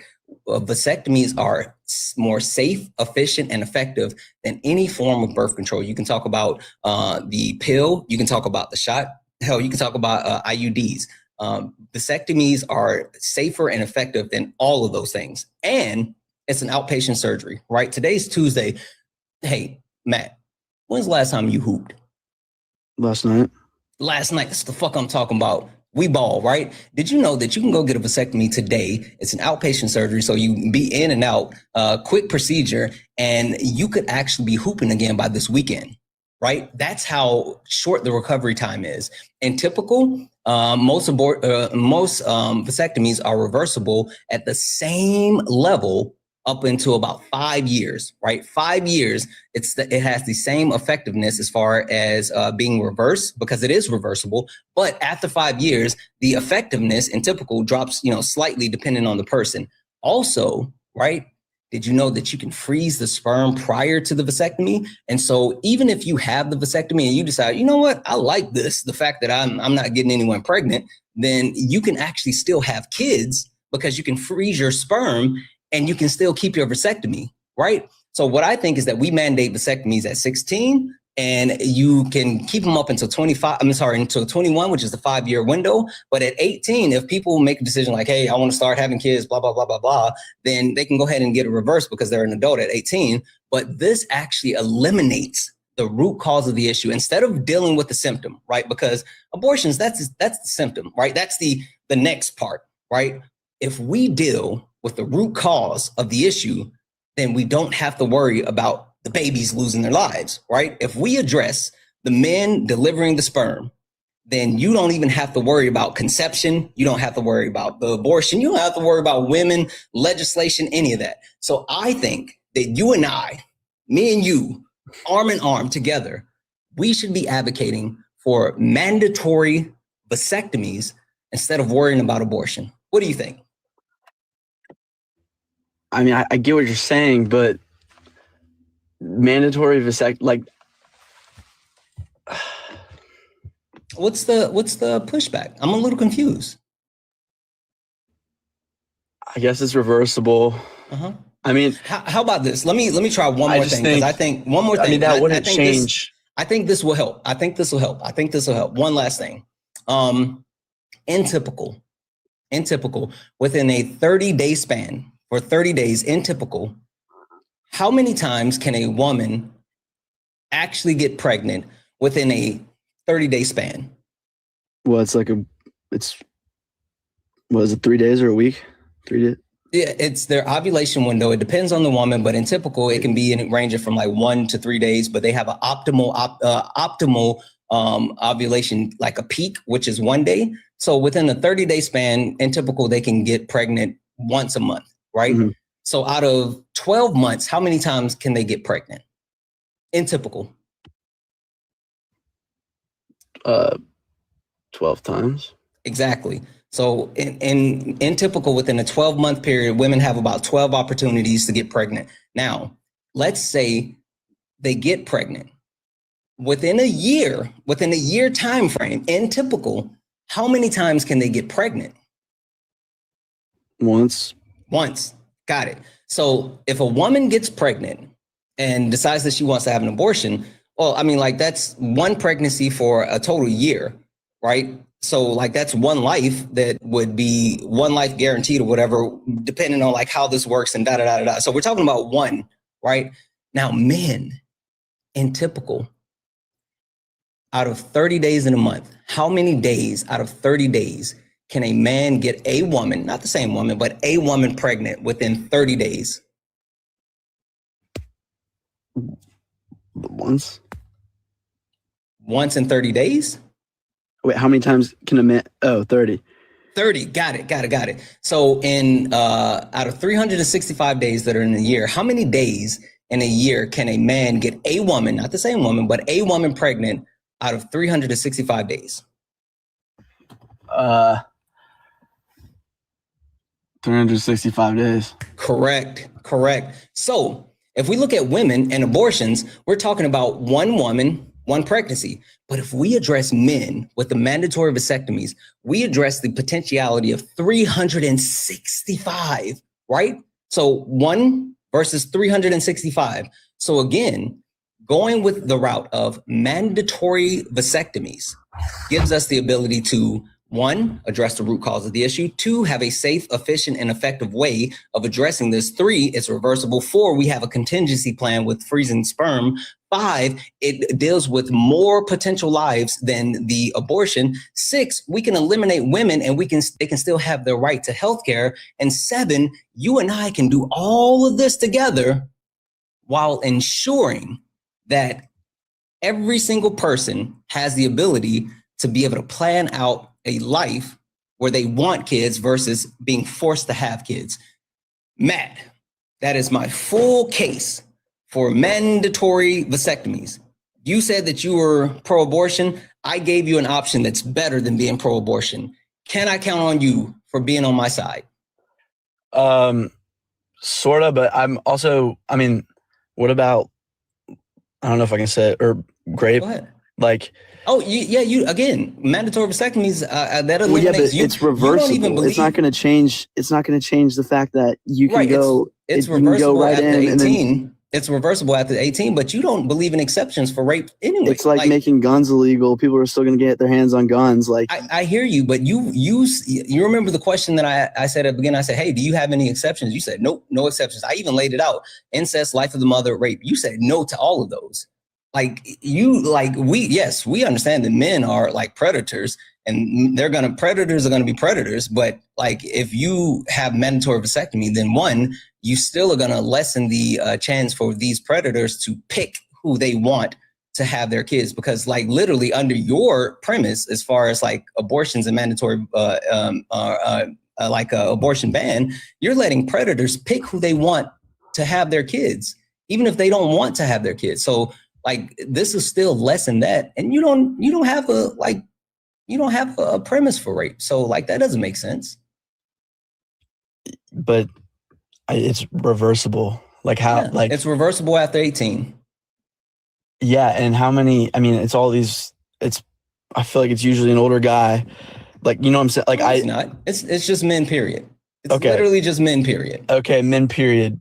But also a mandatory vasectomy, that would never happen. So wait, it could happen. Like, you and I could advocate for it. We can march on 1600 Pennsylvania Avenue together and we can start this movement. I got 1.8 thousand people watching on YouTube. I got, on TikTok. I got like almost 600 watching on YouTube. I can't see how many we have on Twitch, but we got like, somewhere almost 3,000 people right now. Me and you can be the catalyst for all of these 3,000 people or whatever to spark the movement. It just takes one.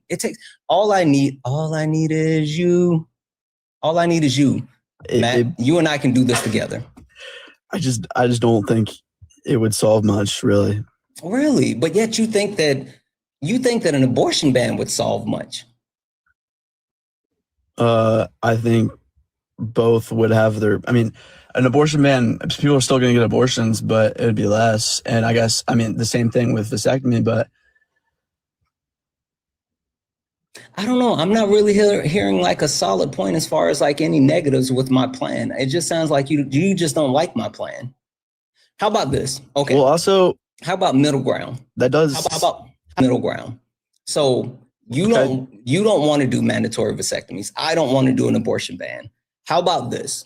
How about me and you agree? This is the thing that we agree on together, and this is the thing that we fight for. Me and you, we fight for the right for people to make their own decisions about their body, to have bodily autonomy and make the decisions about their own bodies with their medical professions. And I don't enforce mandatory vasectomies. You don't enforce abortion ban. And we trust women to just make decisions about their bodies. How about we do that together? Well, that's already happening right now, right? That's not. That's literally not. It's closer to that. It's closer to that than it is to any of it. It's literally not. There's states within the country that that have the same premise as you. There's no exceptions for abortion. Not even incest, rape, or life of the mother. There's states within the country who won't even let their citizens vote on it. Hell, there's states within the country like Texas that are legally trying to sue other states for letting people leave their state and go to other states to get abortions. So like, it's so far from it. Well, I think the rape and incest thing is a little like you're taking one horrible, awful thing that happened and you're doing another horrible, awful thing by taking it, by aborting the baby, that like the baby didn't do anything. Like it's like, hey Matt, question for you. When are, and just like in normal life without like some type of extreme circumstance, when are women the closest to death? Outside of like, putting themselves in harm, or like outside of even being near men. Closest to death? Yeah. I mean, you're going to say birth, but not just birth. Pregnancy?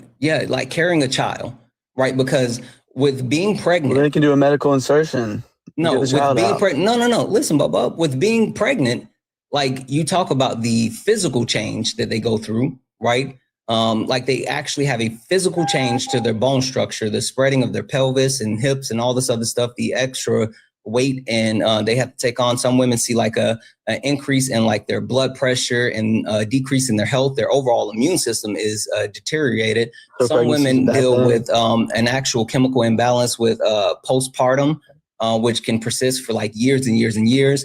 And then even when you talk about having birth, the like our medical system is shit, in the sense that like you look at the women mortality rate for having children, and then hell, if you talk about being a Black woman, the rate increases. So the closest women are to death, outside of like other extreme circumstances and men, it's just being pregnant. So if women are going to take on the responsibility of carrying life and literally putting their lives on the line, then why wouldn't we allow them to make the decision as far as when they actually put their lives on the line? Like you're even sitting here saying that a man can victimize a woman, and that's not enough for you to sit here and say, no, a woman shouldn't have to risk their lives after being victimized. That's fucking wild. I mean, that's not you. But then you're saying you should be able to get an abortion when they're, I don't know. You lost me. But I'm saying that I think women should have the right to their own bodies. Like, can you name one piece of legislation that regulates the man's body? Just one law that legislates the man's body. No, I can't. But you're good with us legislating women's bodies. Well, yeah, because they're the ones carrying the children. You say that, but like again, they're carrying the children. Sure, if you really worried about that, then you would be on board with the mandatory vasectomies. Sacrifice children. Wait, you would be on board with mandatory vasectomies because again, that eliminates the potentiality of carrying the baby. So like you're contradicting yourself now. If you really cared about like the actual human life and the potentiality to save human life, then you would be on board with mandatory vasectomies. You haven't said anything that contradicts or even supports your stance as far as pushing back on mandatory vasectomies. I think, you wanna know what I really think, Matt? You want me to keep it a buck with you? Let me keep it a bean with you. Buck, give me a bean. I think you just want to control women's bodies. I I don't. I think it sounds. I like really it. don't. But It sounds like it. You haven't given me any reason. You haven't given me any reason to not believe that you just want to control women's bodies. You can support them. I would support any woman. I support any woman during pregnancy. Yeah, but I support like them to not again, get an abortion. I don't again, like you keep talking about abortion, but yet you haven't fully addressed vasectomies, and then you don't even believe in like options for like incest or rape or life of the mother. It sounds like you're just pro-force birth. Because you're taking one bad thing and making it, doing another bad thing. You keep saying that, then why not? Now, again, the bad thing is men. It's men. You keep talking about abortions. Why aren't you trying to legislate these predators? Oh, he fucking ran. He ran. Oh, he ran. Holy shit, W's for me.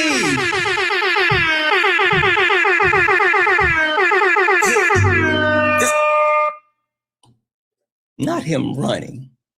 Not him running. I didn't even, chat. I didn't have abortion on the background. You guys know me. Like, that's not my topic. I don't want to talk about that. He brought that up. That was him. Like, literally, that was him.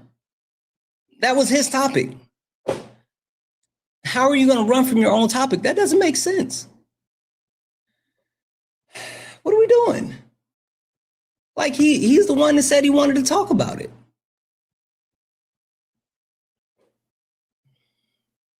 I don't know. Oh, well.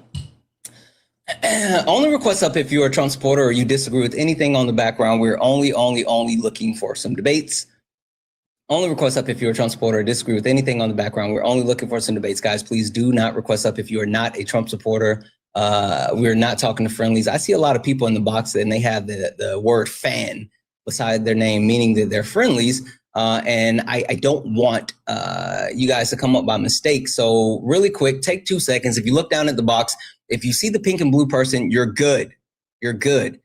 If you see the pink and blue person, you're good. But if you see the gray person, that means you're in the request, you're here, and you're ready for some debates. So make sure that if you see the gray people, you're in the box and you're ready for some debates. I'm going to give you guys a couple of seconds to get out of the request. If you are not a Trump supporter or you're not trying to debate, I'm going to read these thank yous and then I'm going to start bringing people in because there's a lot of people in the box, but I want to make sure that you're actually here for a debate. W's in the chat for God for the $10 super chat to say Skid Rock equals 5 million views, mostly bots because the chat didn't move. Bad Bunny, 135.4 million views, broke the Super Bowl record. Mayo was rejected. Salsa was accepted. Karma came perfected. I know that's right. W's in the chat for Dragon, who sent a $5 super chat to say it's almost like men don't want people dictating their bodies. Imagine that. Imagine that. W's in the chat for Angel for the $5 super chat to say it has never been about solving a problem. It's been about control. Don't let them spin it and gaslight you. They're just coping because they know they're wrong. Like, exactly. Like, I've never been confused what, like, these people who say that they're pro-life, what they're really about. It's never about religion. It's never about the life of children. It's always been about control. W's in the chat for Diana for the $5 donation saying, please clock this guy on having the audacity to speak on such a sensitive woman's topic. He could never understand. Thank you for all that you do and for your advocacy. Absolutely. Like, again, I don't even like talking about abortions because I'm not, a woman and I don't have to put myself in that line of fire. So, like, I think it's stupid that men want to do that.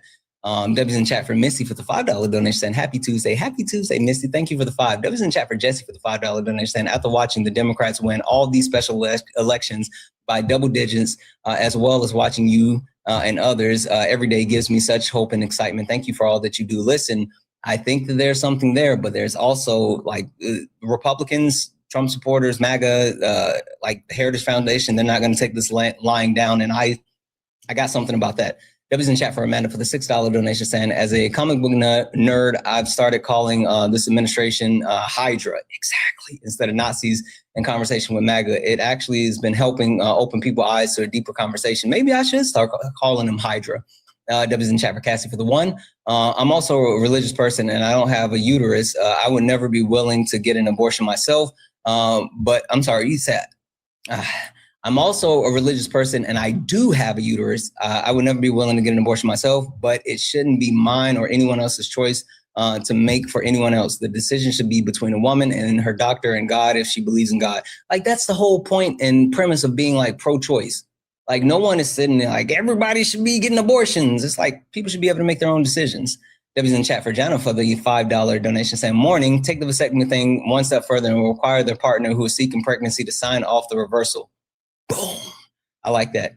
You know, there's the thing. And W's in the chat for Martin for the $1 donation saying, couldn't donate more. Martin, $1 is absolutely awesome. Thank you for the love and support. Saving for the vasectomy. Snip, snip. Listen, if you ever need to do mutual aid for that vasectomy, come holler at me. We can hook you up. Guys, if anyone else likes to support the live, you can do so. Cash App, PayPal, Venmo, pay links in the link tree in the bio. Santana speaks for you. If you're on YouTube, you can send a super chat and I will read that out. Guys, only request up if you are a Trump supporter or disagree with something on the background. We're only looking for some debates. If you're friendly, tap the screen, share the live. Make sure you hit that follow button if you see the word follow up at the top. We are driving towards 100,000 followers. So if you're not following me, follow me. Follow me. Wyatt, are you a Trump supporter or disagree with anything on the background? It's kind of a loaded question. I support him in a couple of ways. I don't support him as a person. Okay. I also just turned 18. I didn't vote for him. Okay. So that's fine. So, but you find yourself more so falling on the conservative side of the aisle as far as your ideology. Is that accurate?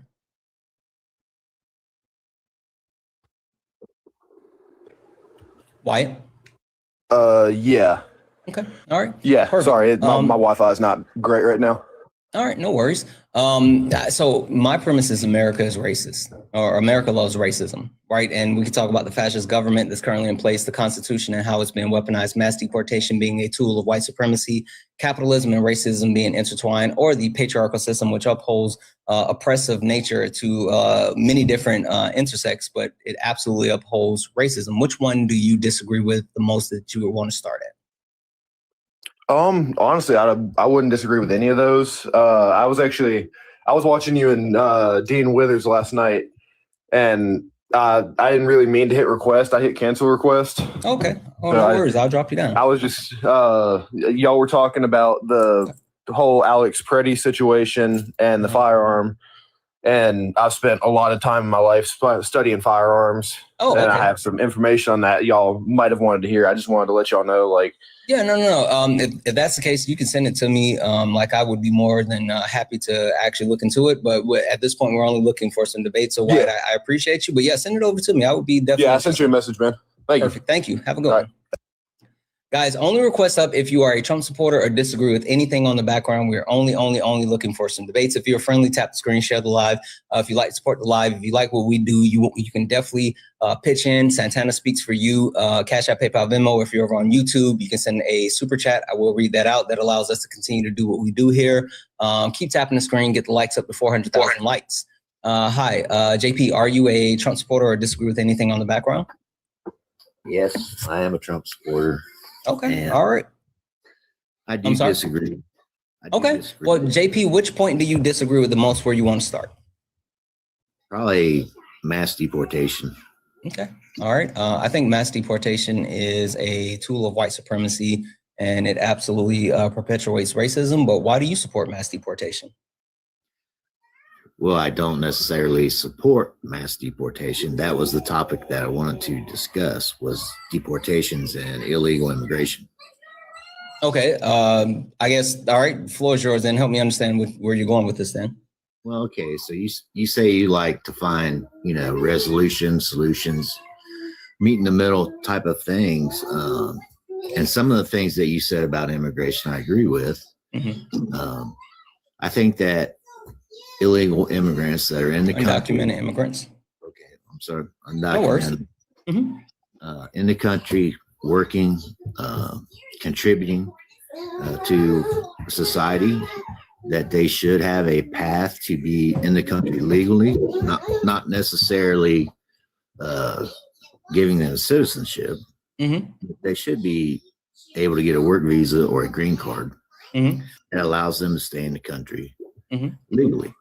Mm-hmm. But I think that other undocumenteds that are not working or not contributing should be deported. Okay.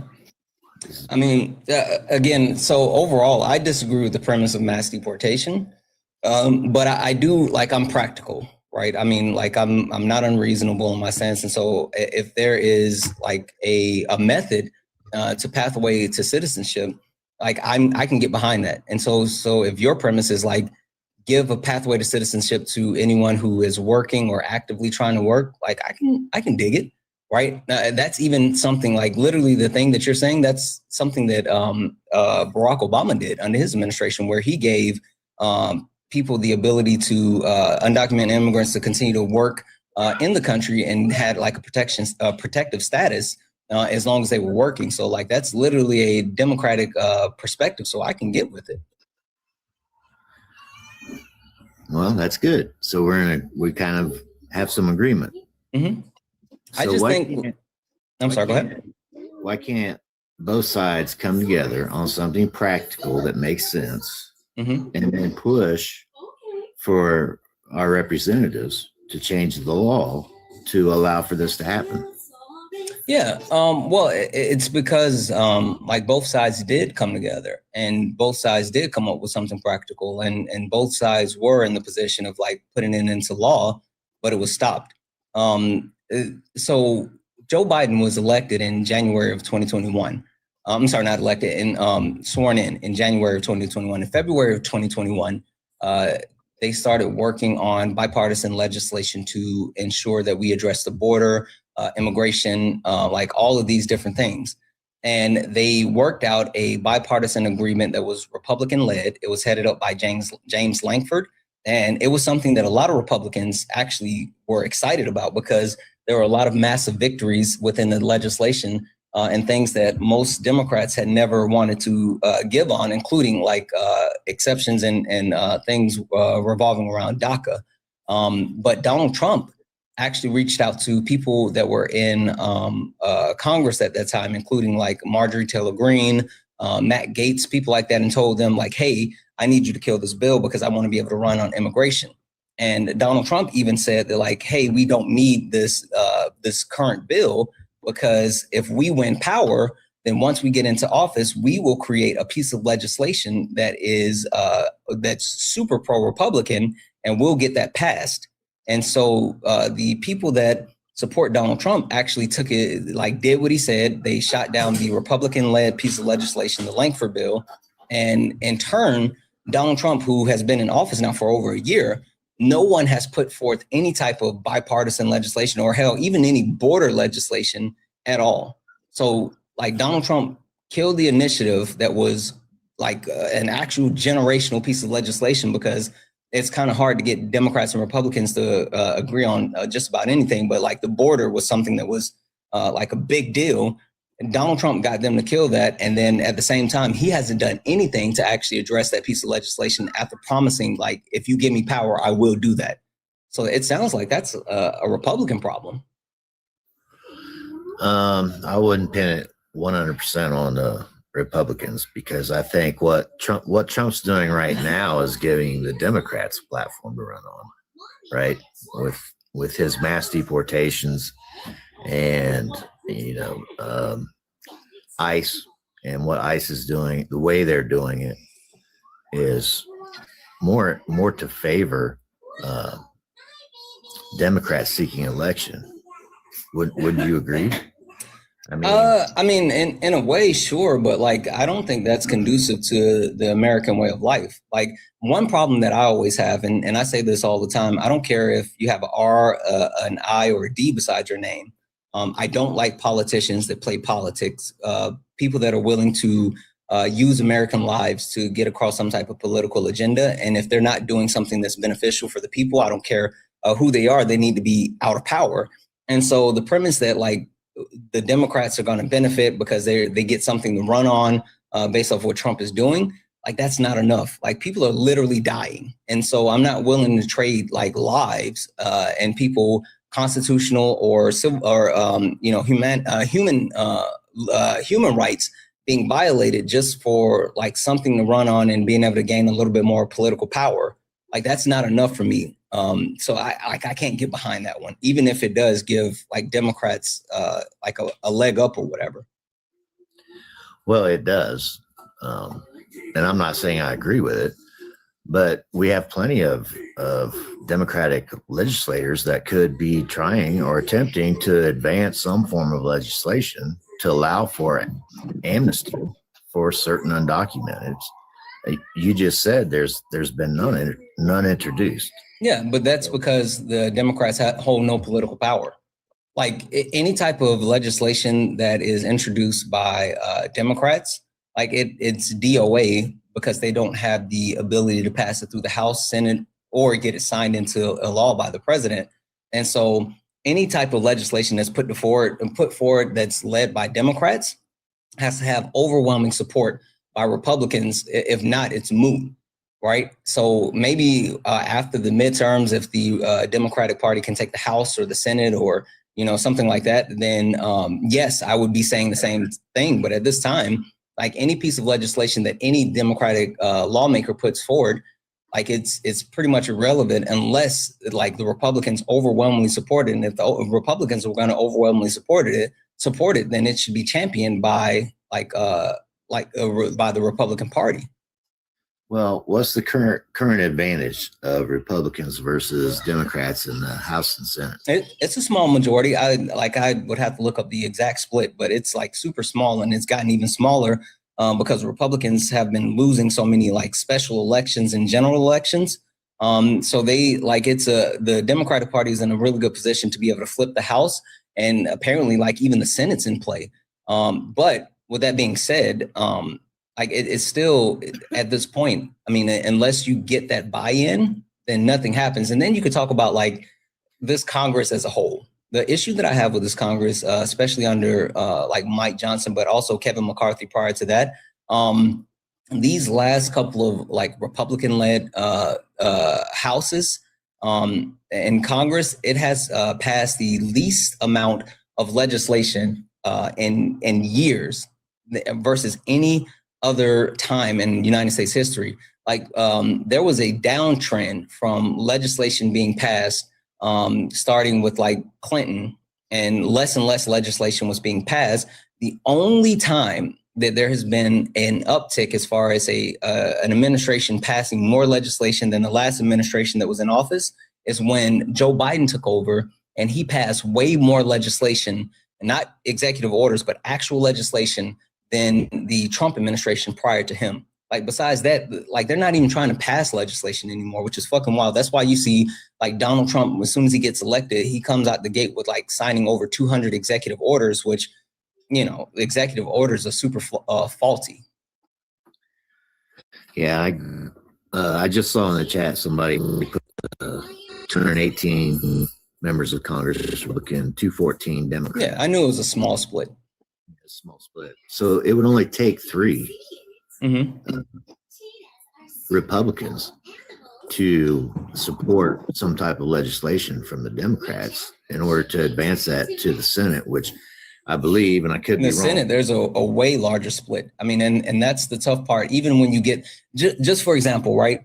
Did you know that the House was able to get past the extensions to the Affordable Care Act? Yes. So like even the House, the Democrats in the House were able to do exactly what you said as far as getting those extensions to the Affordable Care Act. They got those past the House with that slight majority, and it's just been sitting in the Senate. And the Senate has not taken it up. The Senate has not pushed to get it passed, and the Senate absolutely has it DOA. So again, the problem that I have with your premise is at this point, unless there's something that has overwhelming support, like the Epstein Transparency Act, right? The Epstein Transparency Act had enough support where not only did it get out of the House, but it was unanimously passed through the Senate. Unless it's something like that, any other piece of legislation that's led by Democrats, they're not going to do it.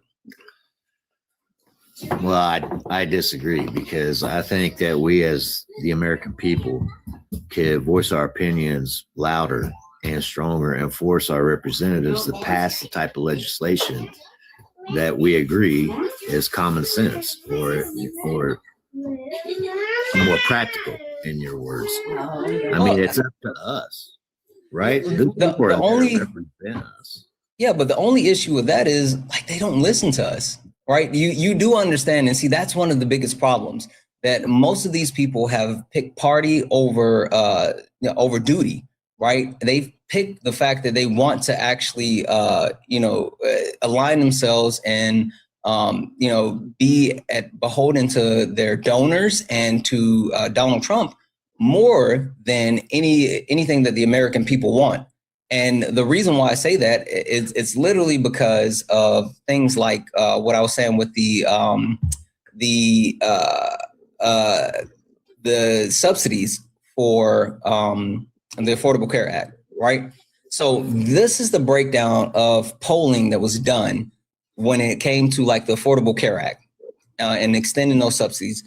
78% of the entire country was in agreement that they wanted the Affordable Care Act subsidies extended. And this was done by the KFF Health Tracking Poll. So 78% of Americans wanted it extended. 92% of Democrats wanted it extended, while 8% wanted it to expire. 82% of independents wanted it extended, while 18% wanted it expired. And 59% of Republicans wanted it extended, while 40% wanted to expire. Out of those Republicans that wanted extended, 57% said that they were MAGA, and 70% said that they were not MAGA, they were just Republicans. So like you take a look at the amount of support that the extensions of the subsidies had by Republicans, and then you even talk about like the actual enrollment from 2020 to 2025. The amount of people that engaged in like open enrollment when the marketplace had open enrollment for the ACA subsidies, in blue states, there was an increase of enrollment by 36% over that 5-year span. But in that same time frame in red states, there was an increase of 157%, right? So the point that I'm trying to get across is even when you sit here and say, like, we as American people have to force our lawmakers into like doing these things, we overwhelmingly, as a country, left, right, independent, everyone all together said, we want these subsidies to continue. And the people in power said it's more important to continue to line their pockets from their donors than it is to do what the American people want. So like, again, I'm pushing back on that premise just because like we've done the thing that you said, we've been in unison and they still didn't give a damn. So on the topic of the ACA, those subsidies were extended though, correct? I think they've been temporarily extended for another year. It was agreed upon and the House is still sitting with the Senate. So they have the agreement for an extension in the Senate. They just haven't passed it. They haven't even brought it to the floor. So do you know what's the reason? Why haven't they brought it to the floor? Is there? I mean, I can speculate. There's no official reason why they have stated why they haven't brought it to the floor. The Speaker of the Senate gets to make the decision, or the Senate leader gets to make the decision as far as what's brought to the floor. And of course, he's a Republican, and he just hasn't brought that to the floor yet for a vote. Right, I understand it. I understand that. But the Affordable Care Act. How old are you, Santana? I'm almost 40. Just had a birthday like a little over a week ago. I just turned 39. So. No, I didn't think. Happy birthday! Yeah, happy birthday. Thank you. Thank you. I was anticipating about 34, so yeah, you're aging well. But I drink more water and say something nice about myself every day. The reason I was asking, the Affordable Care Act was passed in 2010, correct? I'm pretty sure it was around that time. I don't know the exact year, but definitely somewhere around that time. So you were an adult at the time. I mean, were you into politics at that time or no? Yeah, I was definitely interested. I'm from South Carolina. And so I started to really pay attention to politics in college because the first president I was able to vote for was Barack Obama. And since then, I've been like super interested in it, even more so. Like when I was younger, I had the opportunity to go to Capitol Hill, and I met a couple of different people in Congress. I got to meet Hillary Clinton. I got to meet Strom Thurmond, who was still alive at that time, and he was a representation for South Carolina. And so ever since then, I've been like, yeah, this politics stuff is kind of interesting. But yeah, I've like throughout my entire life, I've been interested enough. But ever since college, I've been paying attention. Okay, so you're familiar with how the Affordable Care Act came into play. How many Republicans voted for the Affordable Care Act? I would have to go back and look at the split. I do know that Republicans supported it, but the Republicans also were the one that wanted the poison pill added. Like specifically, Ted Cruz was the one that perpetuated the idea of the poison pill. Like the penalty for not having it was a Republican-led initiative. And like the problem I even have with that is it's twofold. The Affordable Care Act was supposed to be our gateway to universal health care. And like it's been attacked at every turn. And even the Democratic Party, they haven't progressed it enough to getting to the point of universal health care. But like if some Republicans voted for it, but they also added the poison pill. So the fact that, I mean, it was supposed to make healthcare affordable, right, for middle class and poor American families. Instead, it did the reverse. It made it more expensive, which is why there's a need for the subsidies. Right? I love talking about that. It did at first. Because that was because of stabilization. So it stabilized the actual, cost of healthcare premiums. And so you saw some healthcare premiums that were lower than the standard level, and it forced those healthcare premiums up. You saw some healthcare premiums that were higher than the standard levels, and it forced those down. But then since 2015, so yeah, for 2015 to 2025, that 10-year span, on average, healthcare premiums had dropped below where they were when it was first originally created through that stabilization period to then. So yeah, it initially did make healthcare on average higher, but overall, the amount of time and then the 10 years following, it dramatically decreased healthcare premiums. But it's increasing healthcare premiums, correct? For everybody. Well, I mean, since the subsidies aren't there anymore, then absolutely. Well, a subsidy, it means it's still being paid for. Yeah, but it's not coming out of the pockets for American payers.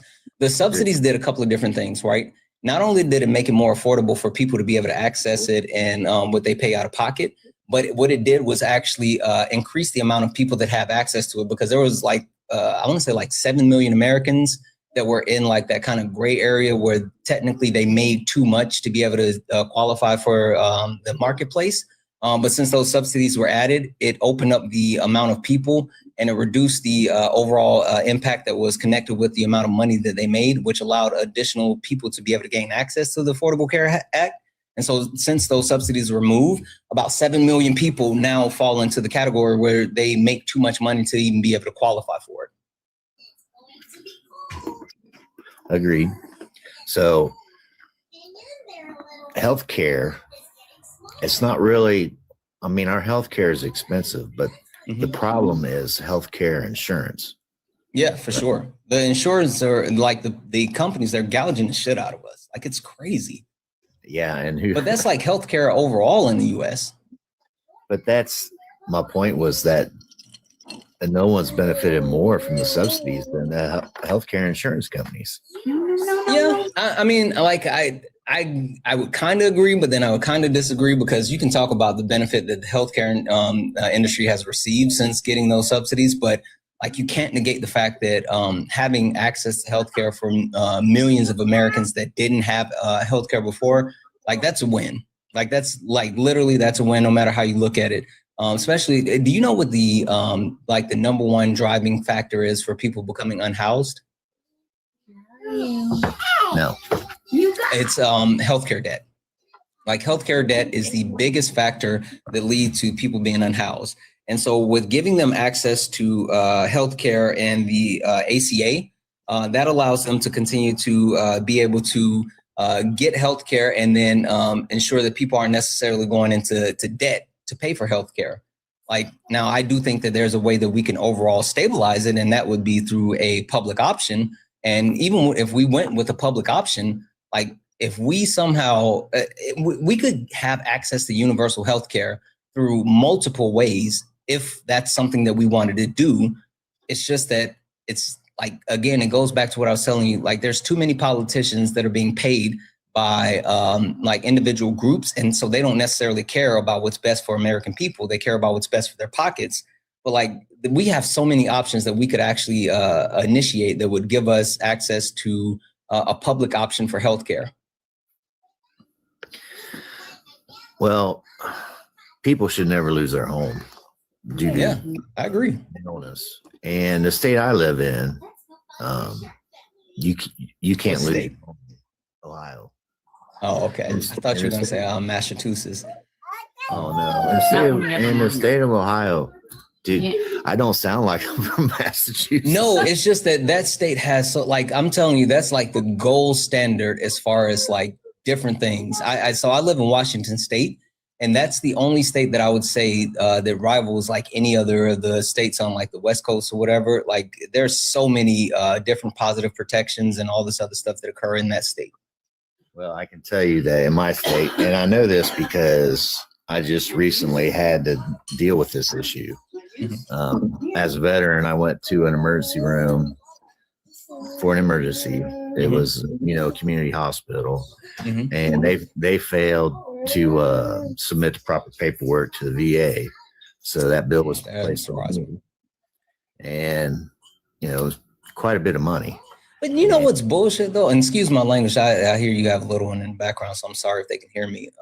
Like, the one thing I have the issue with though is like the one group of people, like, screw our politicians, the one group of people that should have like the best healthcare, like period, with no issue, should be our veterans. Like, if you're willing to put your life, I always say this, and thank you for your service. And the reason why I say that is because, like, I know me personally, there's no way in hell that I would be willing to put my life on the line for others. And if you're willing to actually go into the military and literally put your life on the line for other people, then you should always have access to healthcare. You should have access to housing. You should have like the protections and the different things that are given to the politicians should be given to our veterans. And so sitting here saying like, oh, as a veteran, we got to go through the VA. We had to jump through these hoops. We got to fight for years and years and years in order to get like, 100% disability. Like, all of that's unacceptable. And like, those are things that should be addressed when it comes to like our entire healthcare system here in the US. Like, the fact that we pay the most in healthcare out of any other country in the world, but yet we have one of the most lackluster healthcare systems in the world. It's like, it's mind blowing. It is. That's something that I agree with you 100% on that. You spit out kids and you get welfare, but easy, baby. I'm talking. I apologize. I'm sorry. I mean, like, if she wants to speak with me, of course she can. I understand. That's a whole nother thing, but yeah, for sure. Yeah. I mean, there should not be no such thing as a homeless veteran. And they should receive, at least adequate health care. I mean, and there was legislation passed in 2018.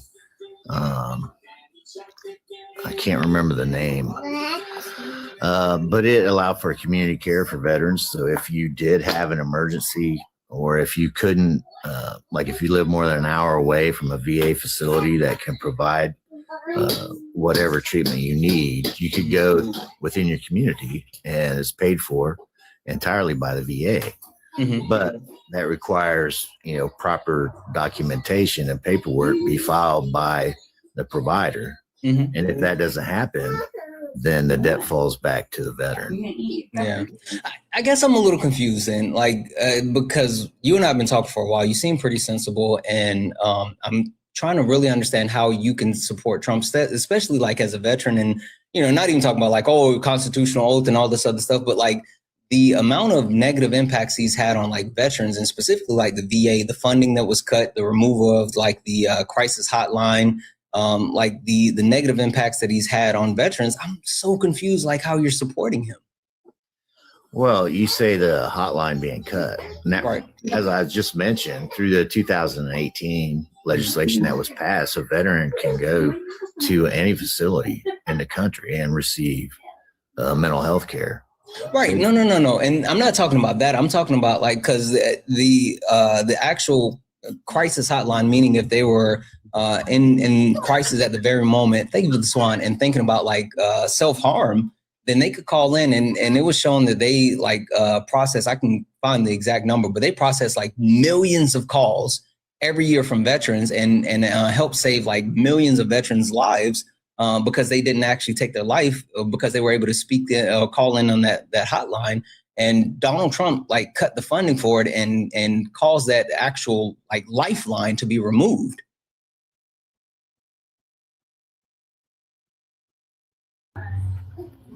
Okay, sorry, I was on mute there. Yeah, no worries. The little ones started throwing fists. So she wants. If you need to take a moment, you can. I got a couple of people I need to thank really quick, so I can do that in the meantime. Go ahead. Okay. W's in the chat for Dirty Dan for the $1.99 super chat. Say, keep up your good work. You're a rock star. No, you're a rock star. W's in the chat for Dr. Freak Brawl. Holy shit. Who sent a $2 super chat to say Obamacare ruined healthcare for the middle class? That's not true. Dr. Freak Ball, come over here and talk to me. That's literally not true. W's in the chat for Angie for the $10 donation saying, I'm taking the bar exam in 2 weeks, listening to you in the background as I study. Angie, let's go. You're going to come rock it. You're going to rock it, Angie. That made me so excited and proud. Let's go.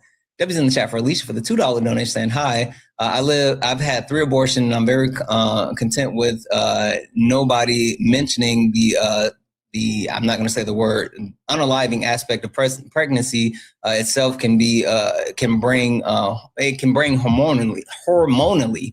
I really appreciate your approach on abortion, and it feels a lot more respectful to women lived experience versus what I hear from other debaters. It's relieving to hear. Yeah, like the one thing that I don't think a lot of people consider, like when they talk about like women and their bodies and healthcare and all this other stuff, is like literally it changes not only the physical aspect of women, but it can have a chemical change that pushes them to like, different places. And it's not something that anyone should take for granted. And like men, us sitting here and pretending as if we can fully comprehend it, like that's mind blowing. I think that's stupid and the hubris for any type of man to sit here and think that they could even relate when, like, I've seen videos of people men putting on the little machines that simulate like period cramps, and like men folding like paper plates. And we think that we can understand what it takes to give birth. Out of here. W's in the chat for Heather for the $3 donation, saying daily hugs. Thank you, Heather. When I pass my insurance broker test and start making big bucks, I'll be able to send much more. Much love to you and the fam. Heather, listen, you being here and being a part of our community is worth much more than any donation you could ever send. I love and appreciate the fact that you're always here. If you want to send over a couple extra shekels, I will never, ever, ever stop it. But Deb's in the chat for you. Debbie's in the chat for Kat. Hey, Kat, who sent a $5 donation saying ICE is just the Slave Patrol rebranded. Exactly. Debbie's in the chat for Erica, who sent a $2.22 donation saying, hey, Santana, woman here, and I want to mention the study shows up to the first time pregnancy results in miscarriage and up to 20% of all pregnancies in the first trimester, regardless of previous pregnancies. No guarantee pregnancy results in birth. Love you. Thanks for all that you do. Love you more. Thank you. That's absolutely right. I think there's a lack of mention as far as like the first time pregnancies that do lead that end in miscarriages, and like the lack of like healthcare for women as a total when it comes to like people want women to have babies and do all this other stuff, but they don't receive proper health care. It's like mind blowing. W's in the chat for Fur, who sent a $2 donation saying, hey, Santana, if you or anyone hasn't watched The Handmaid's Tale, I have, please do so. It'll show you what Trump is trying to take us, where Trump's trying to take us. It's very scary for women. I appreciate what you do. I appreciate you way more. And last but not least, W's in chat for Rand for the $2 donation saying 0 Republicans in the House and 0 Republicans in the Senate voted for the ACA. Ooh, I would have to go back and look for that. Holy shit, I didn't realize that one. Oh, one low. Holy fuck. Guys. Massive W's in the chat for Carrie. Holy shit, Carrie sent a $100 donation saying I'm behind, but thank you for that AB debate. That was a fantastic argument. Holy shit, Carrie, thank you so much for the $100 donation. That is like mind blowing. I absolutely do not deserve that much money, support, or love.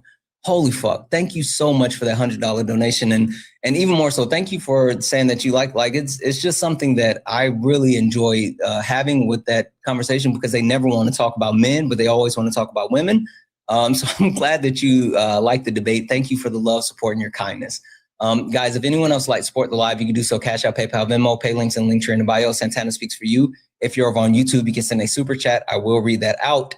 Guys, keep tapping the screen. Let's get up to 500,000 likes. Also, we're driving to 100,000 followers. So if you have not followed me, hit that follow button right there. Hit that follow button. Give me a follower. We're trying to get to 100,000 followers. Okay, JP, you were talking about how you can still support Trump, even though, like I said, you seem like super reasonable, and he hasn't done anything but harm veterans in multiple ways. So help me with that one. Oh, that the legislation I was talking about in 2018 was passed by Trump. Okay. The community service legislation. So that was a great benefit for veterans. But like, what about this term? Because I agree, like, he did pass some legislation in his first term, but like, since returning, it's been overwhelmingly negative when it comes to like veterans. Okay, so let's talk about the VA. Do you know what the current budget for the VA is? I would have to go take a look, but I know it's been cut. I think it's $348 billion. 1 second here. Thank you for the cake. Yeah, if anyone in the that's watching could verify that. I'm not sure. So in 2025, it's approximately 368 billion. 368 billion. Mm-hmm. So it's actually gone up from 2024. Mm-hmm. Do you know how many? Actually, while it's 368 billion, the actual changes to the from the Trump administration has cut the previous allocated budget, which in 2025 was 368 billion. It was supposed to be 400 billion, but they cut the budget. And then in 2026, it was supposed to be 443.3 billion, which they've cut the level of that funding as well. So, like, again, the previous budget planned off of the prior administration was allocated more of a budget to the VA, but the Trump administration has started cutting that budget year over year.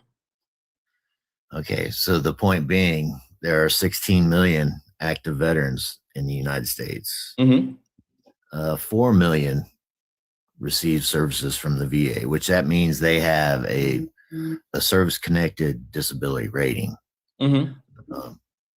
Only 1 million receive 100% disability, which means they have a condition that prevents them from working. Okay. So if you took that 400 billion and distributed it based off the rating for the disabled vet and the rest for all veterans, mm-hmm. I mean, you're talking about a huge sum of money per vet per year. They could purchase the Cadillac healthcare premium. They could make their house payments and do so relatively easily without the bureaucracy of the VA administration. Because the VA, I don't know if you have anyone or you're around anyone that has to deal with the VA. Yeah, no, like my father, my uncles, they all serve, but more importantly, my grandpa, who passed away just a couple of years ago, he was a veteran, and most of his healthcare was completed through the VA. And he used to have to like travel back and forth, because my family lives in the upstate, and he would have to travel back and forth to go to the VA in the capital of South Carolina, which is Columbia. But I'm very intimate and know a lot about the VA and how it's worked, because my grandfather, throughout the later years in his life, heavily depended on the VA. So we would agree that it's not efficient. Yeah, no, I agree. Listen, I'm not sitting here saying like the VA has been overall positive or beneficial, but I will say that like I don't agree with saying, well, just because it's not as efficient as it should be, then we should cut the funds. Like, I think that removing funds as far as like the support that they need is like harmful, because then you start to limit the access of healthcare and critical things. Like I mentioned, the crisis hotline, but even more so, I think there's a need to refocus and ensure that like things are properly addressed. The right people are in power, and we're addressing the shortfalls instead of just saying like, oh, we're going to cut money. Like, think about this: the military, right? The Pentagon, they haven't passed an audit in I don't know how long. Like, our military hasn't passed an audit in like forever. They're not efficient in multiple ways, but yet the military budget has continued to go up, up, and up, where now Donald Trump is proposing a military budget of 1.5. Even when you talk about the way that we run the United States military, the Pentagon, and the fact that we can't pass audits, they're not cutting money from there. They're adding money. So like, I think there's a way to address like inefficiencies without saying like, oh, we're just going to take money away, because they don't do that across the board. I agree 100%. Pentagon, that's pathetic. Agree 100%. Pentagon, that's pathetic. Mm-hmm. And it's been, through previous administrations, the Pentagon has not been able to pass an audit. Yeah, I don't know how long. It's been a long time since they actually passed an audit, which is crazy. Yeah, and the amount of corruption, I believe, at the Pentagon and through our legislators and their connections with companies that produce, the materials for war, I think that needs to be deeply investigated. What if I told you that this administration has done more to harm the sovereignty as far as our military and the Pentagon, and if JD Vance takes over, it's going to get way worse? What if I told you that? I don't know if it would get way worse. It would get way worse. Way worse. Follow me for a second. Do you know what a technocrat is? Not specifically. Tell me. Okay. So the technocrats are like the classification of like these ultra billionaires that are in like tech and all this other stuff that have been super active in politics, right? Elon Musk, Jeff Bezos, Mark Zuckerberg, all this other stuff. You see them actually pushing money into the Trump administration. And since they've been pushing money into the Trump administration, they've been gaining access. So these are technocrats, right? Mm-hmm. Now, the interesting part about these technocrats is their contributions to the Trump administration has given them unprecedented access. You can talk about the fact that like Elon Musk, we all know Elon Musk has lived off government subsidies, right? Tesla and Tesla and SpaceX has been given government subsidies at massive amounts. Like, that's how Elon Musk became the richest man on earth, is because of the subsidies from like the United States military and stuff like that. But an interesting turn in event that has occurred under this current Trump administration is the alignment and the fact that like all of these other tech companies have invested so much into the Trump administration, and now he's starting to integrate their technology into the United States Army and into the United States government, right? You could talk about like the fact that the Pentagon and also the duties of what is it?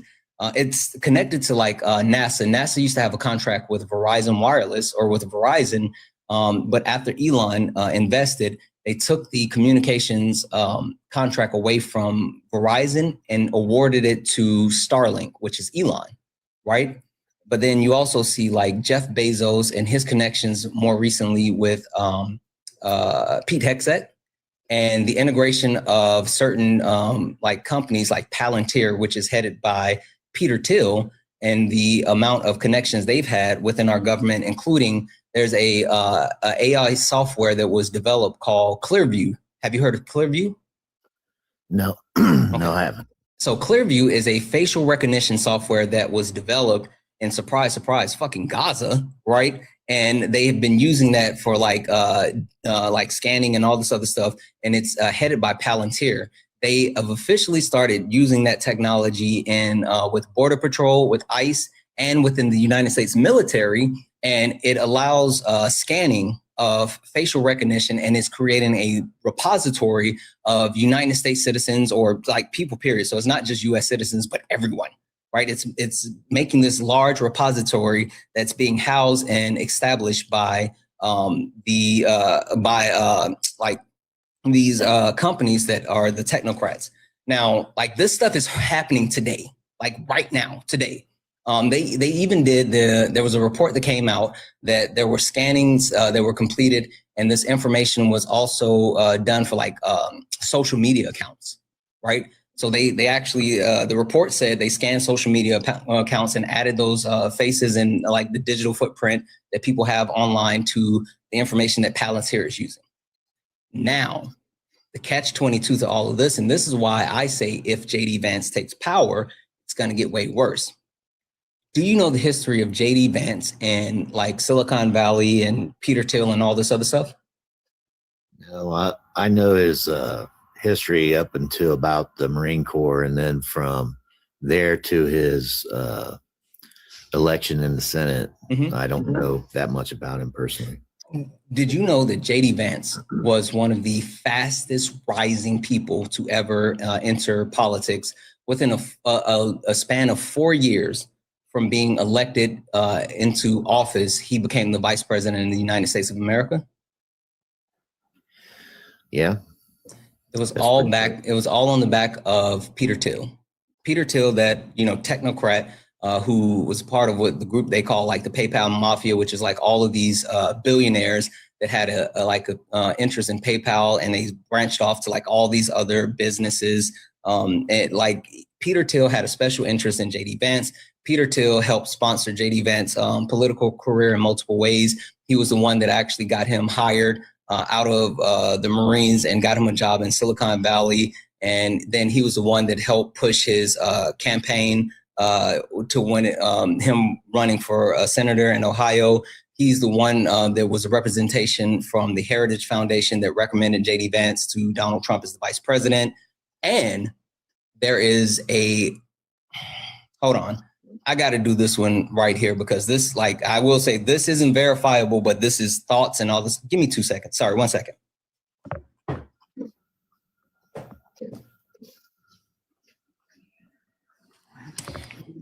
All right.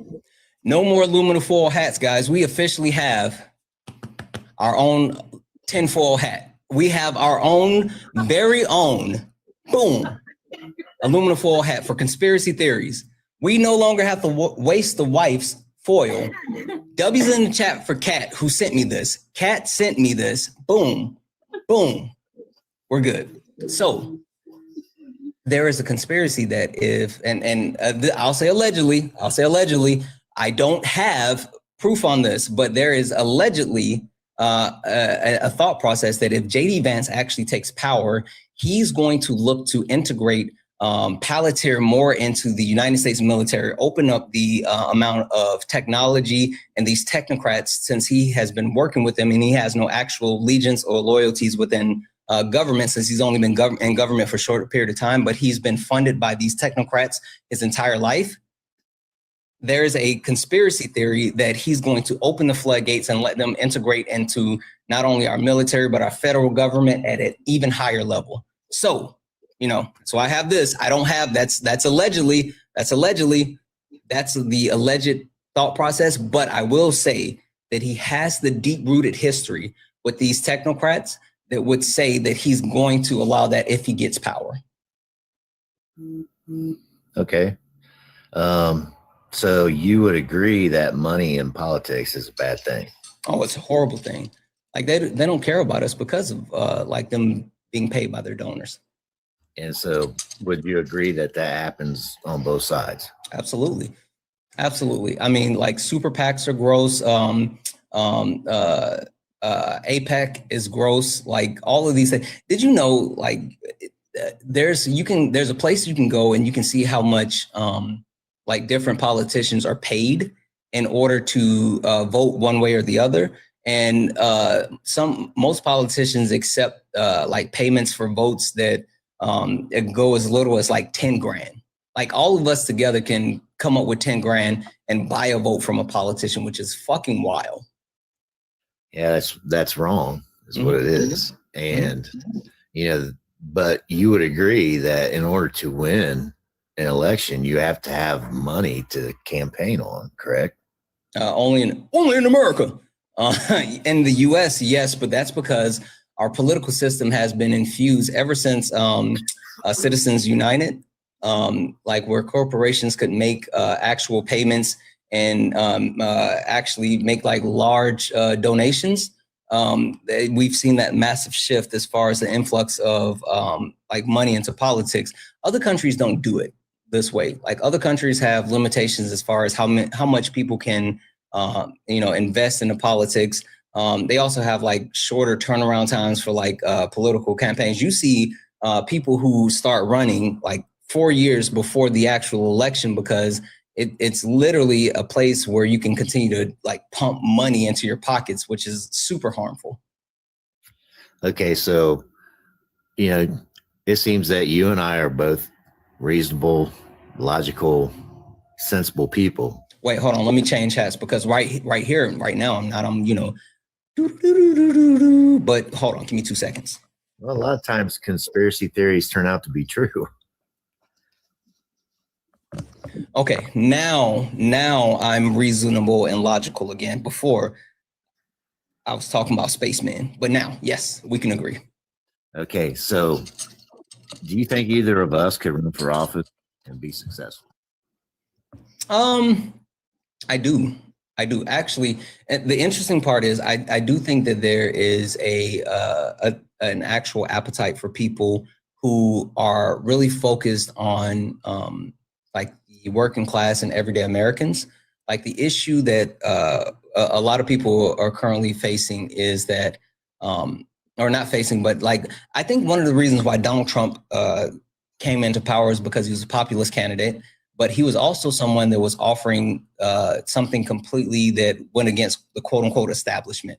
It went against what like people said, they were tired of people that didn't represent them. You know, the one thing that they say is, oh, the Democrats are the party of the political elite and the coastal and da-da-da-da-da.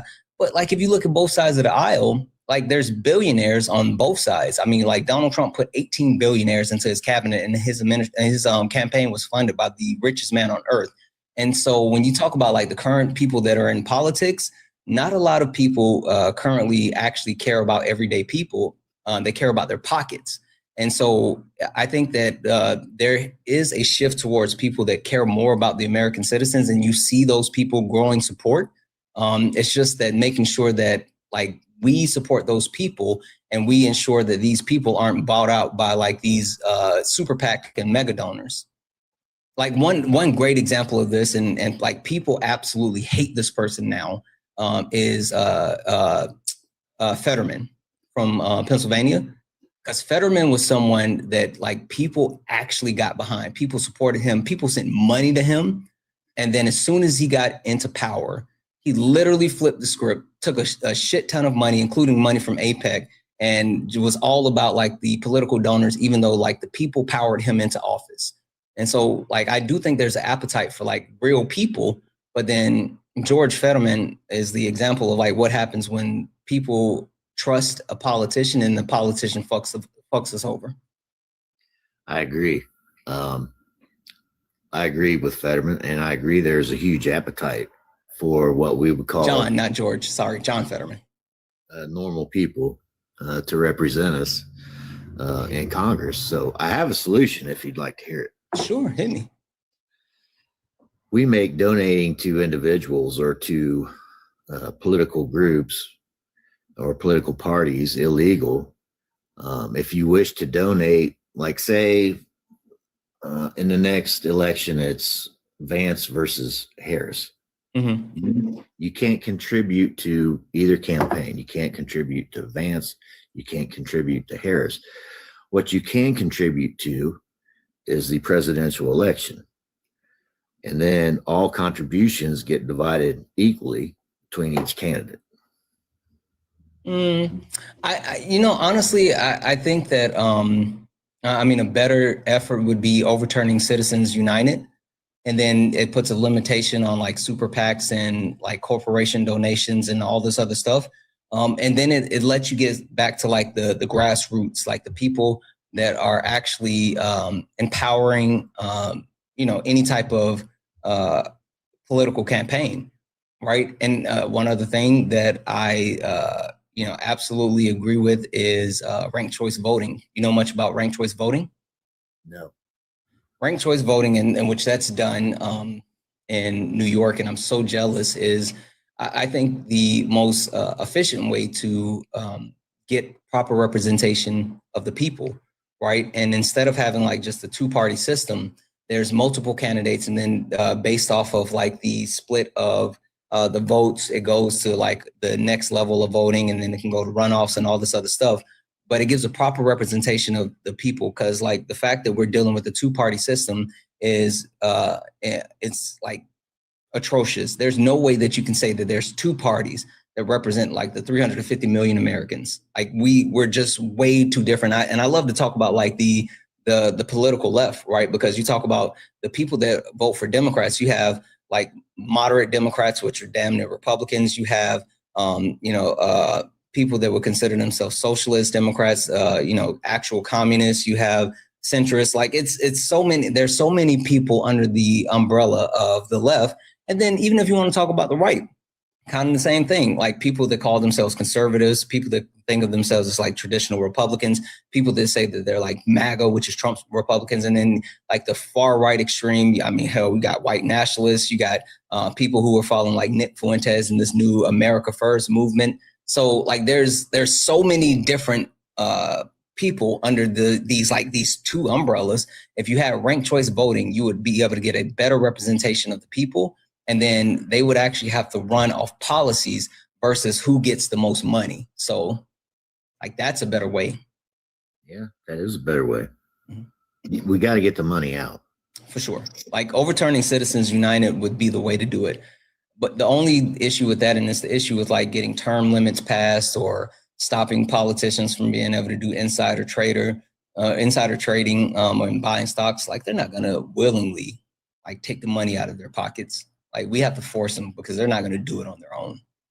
So do you know who initially introduced that legislation for getting our representatives out of the stock market? I don't know who originally introduced it. I know Josh Hawley has been a big proponent of that. He's one. There's a couple of Republicans that I actually like. I respect in the sense of like what they stand for. Not necessarily like all of their stands, but the fact that they don't just bend the knee, and they seem more like classic Republicans where they have certain Republican agendas, but then they actually like draw the line. Like Thomas Massey talks about like how the fact that he votes with Republicans 91% of the time, but yet they call him a rhino. And so like 91% of the time I disagree with Thomas Massey, but that 9% of the time he's actually standing up for American people and like saying like, hey, this is important. Like that 9% of the time is when he's voting to like, release the Epstein files and stuff like that. But if you're not 100% loyal, like you can even take it like take a look at Marjorie Taylor Greene's voting record, and she voted with like the Republicans over 90-some-odd%. And if you're not giving like 100% loyalty, if you ever deviate in any way, then that's a problem. And like politicians should be willing to deviate if it's not something that's going to be beneficial for Americans. So I agree again.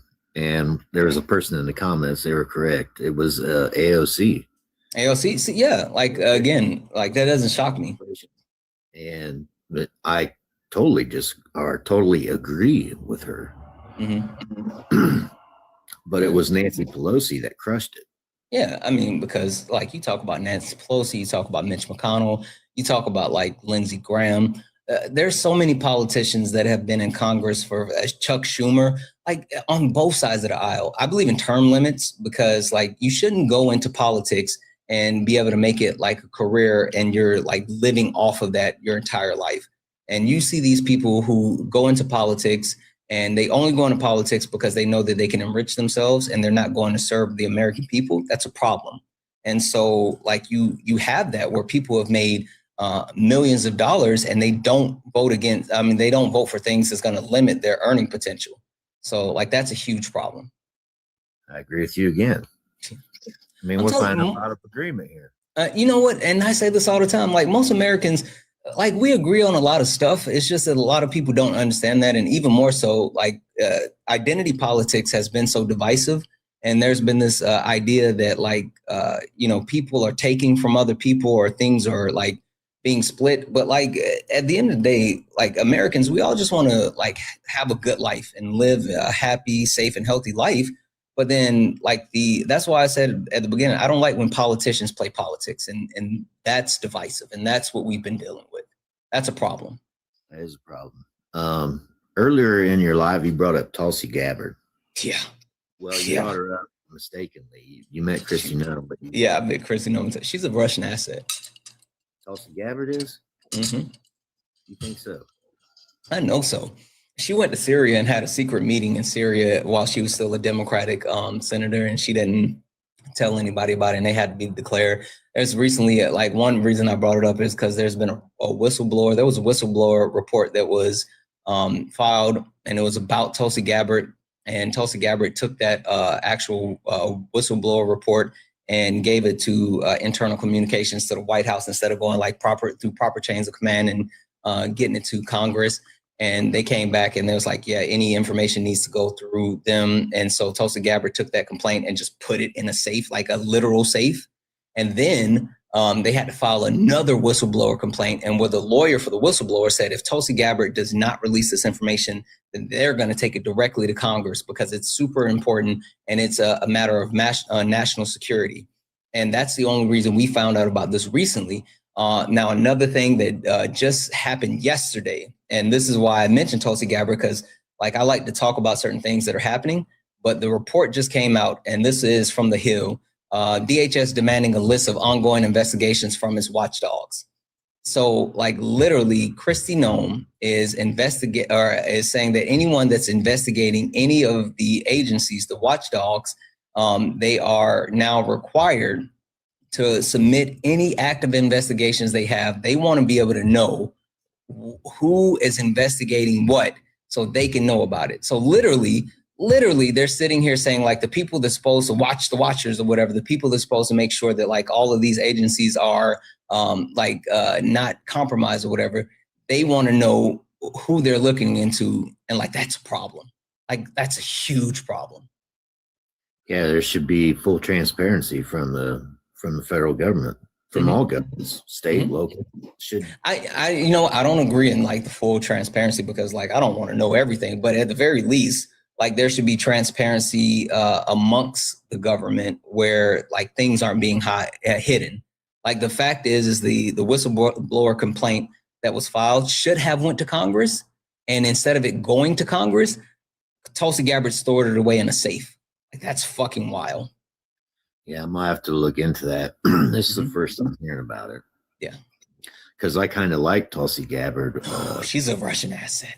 Like if you actually look into her, holy shit, I promise you, if you look into Tulsi Gabbard, Did you know that most of our, when Tulsi Gabbard was appointed to the head of intelligence for the United States, a large amount of our European allies restricted the amount of intelligence that they were going to share with the United States because they knew that Tulsi Gabbard was compromised? No, I did not. That's what I'm saying. I'm gonna have to look into it because based on her campaign in 2020,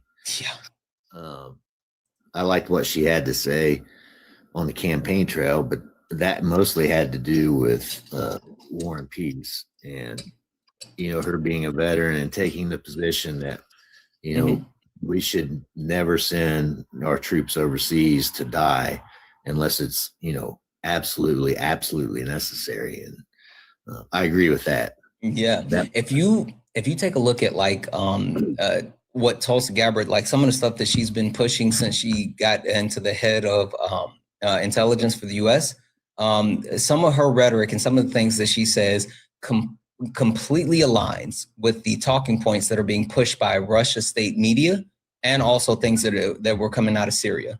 Like literally, like one for one.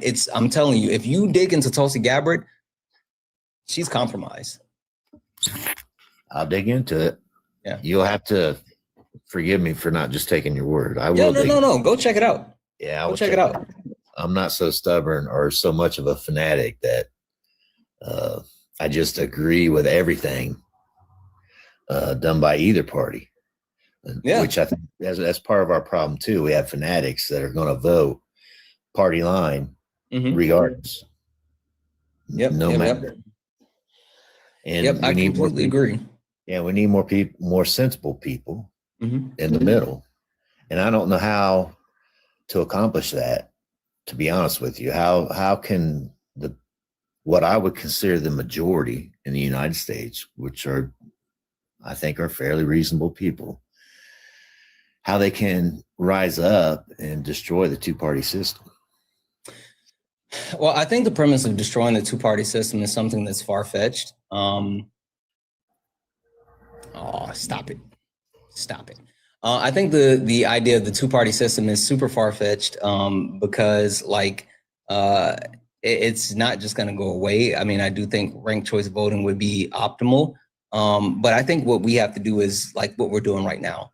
I know like people love like these debates and TikTok lives and everything, and it gets like super contentious and like shouting matches and back and forth.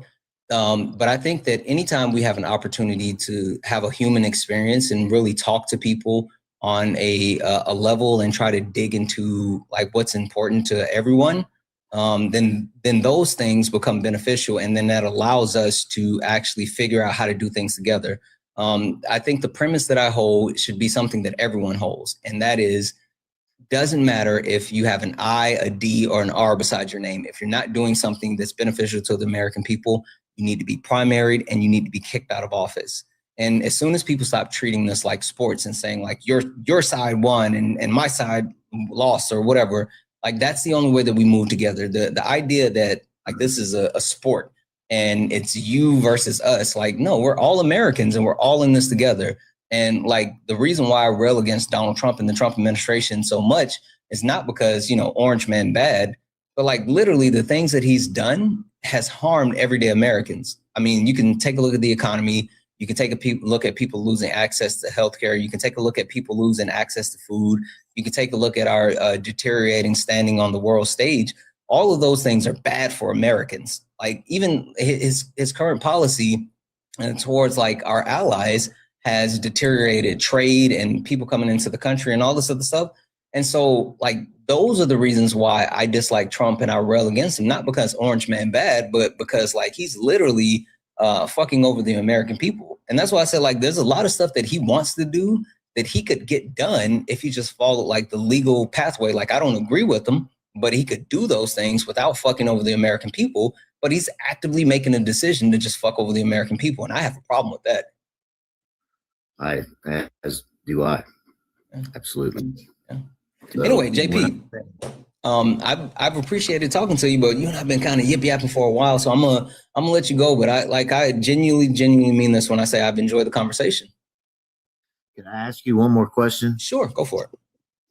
It's about the reparations. Sure. And I know you say that you descended directly from slaves, correct? And no, don't get me. I don't want to be misunderstood, and I don't want to be offensive. Yeah, go ahead. I'm a direct descendant of 3 Civil War veterans that fought for the Grand Army of the Republic. One of them gave his life during that time. The others lost everything they had. They had come to Central Ohio and established a community. They were fairly wealthy within the community at the time they left, but when they came back to ruins. And so, I mean, that's a pretty big sacrifice, I think, on my family's part. And these are direct, I'm a direct descendant. It was my great, I don't know how many greats, grandfather, his brother, and his nephew. His nephew was the one that was that died in the war. But I just wonder, what is your take on that? I mean, did my family sacrifice enough, or am I still on the hook simply for being white? Yeah, you mean as far as like paying reparations? Yeah. Yeah, I think it's hubris. I'm sorry, 1 second.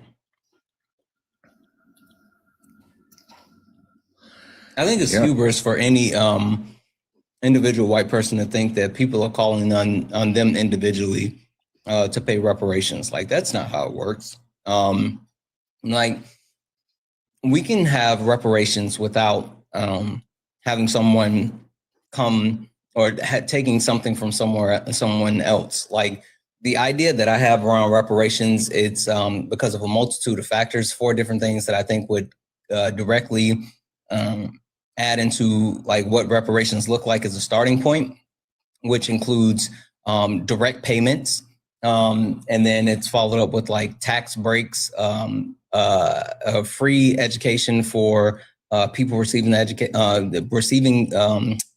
the reparation, and then like land. And so like those things would not like directly come out of anyone's pocket, but like the way that our current governmental structure is set up, we can divert funds from other areas. We can use taxes. The crazy thing that I always talk to people or find when people talk about like, I don't want my tax money going to this. I don't want my tax monies going to this. Like most people don't know where their tax dollars go to. And then even those people that do know where their tax dollars go to, they don't know like the split of where their tax dollars are being paid into. And so like there's multiple ways to ensure that people are able to establish reparations without directly taking from an individual. I've never advocated for taking from an individual because like the federal government has the ability to cover reparations and cover reparations in a way that like everyday Americans wouldn't feel a difference in a negative. It would only be a positive. I could agree with tax breaks. Again, I agree as long as that's not coming from individuals. Yeah, yes. I mean, I think that's absolute hubris for anyone to think that like we want your money. Like that's not it. Okay. All right. Hey, I've appreciated the conversation. I see where people in the comments say it's getting boring. So oh, no, that's fine. Listen, I appreciate you coming up. I appreciate the conversation. Thank you. And I hope you enjoy the rest of your day. You as well. Appreciate it. Thank you. Yep. Thank you.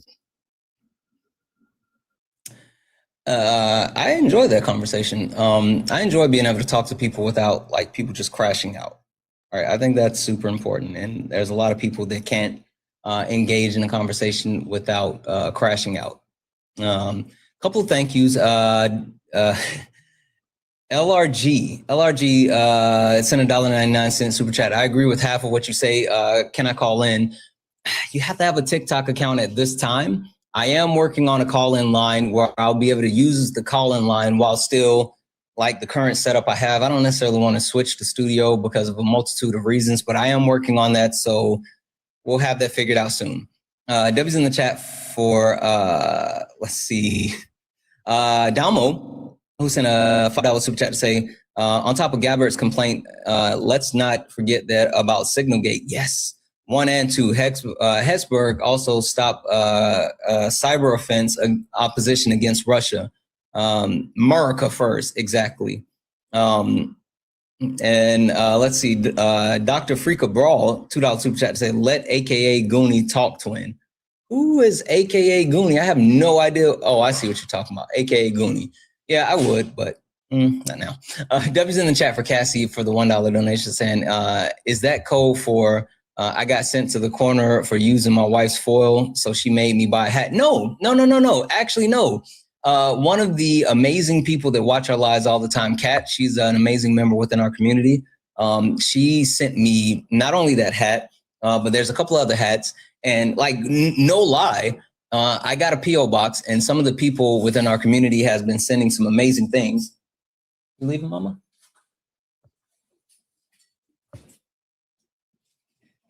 Okay. some of the amazing people within our communities has been sending some really great things, right? And even, this is cool. Someone sent like crystals, right? They're like protective crystals or whatever. And so I got a bunch of protective crystals. I was going to read this out. This is the message that they sent. Hey, I wanted to send something grounding and protection your way. Thanks for all that thanks for the space that you hold and the work that you do. Love and light, Amanda. Purple haze crystals. Yeah, purple haze crystals. So I got a bunch of different cool crystals like this one. And then this one. This one.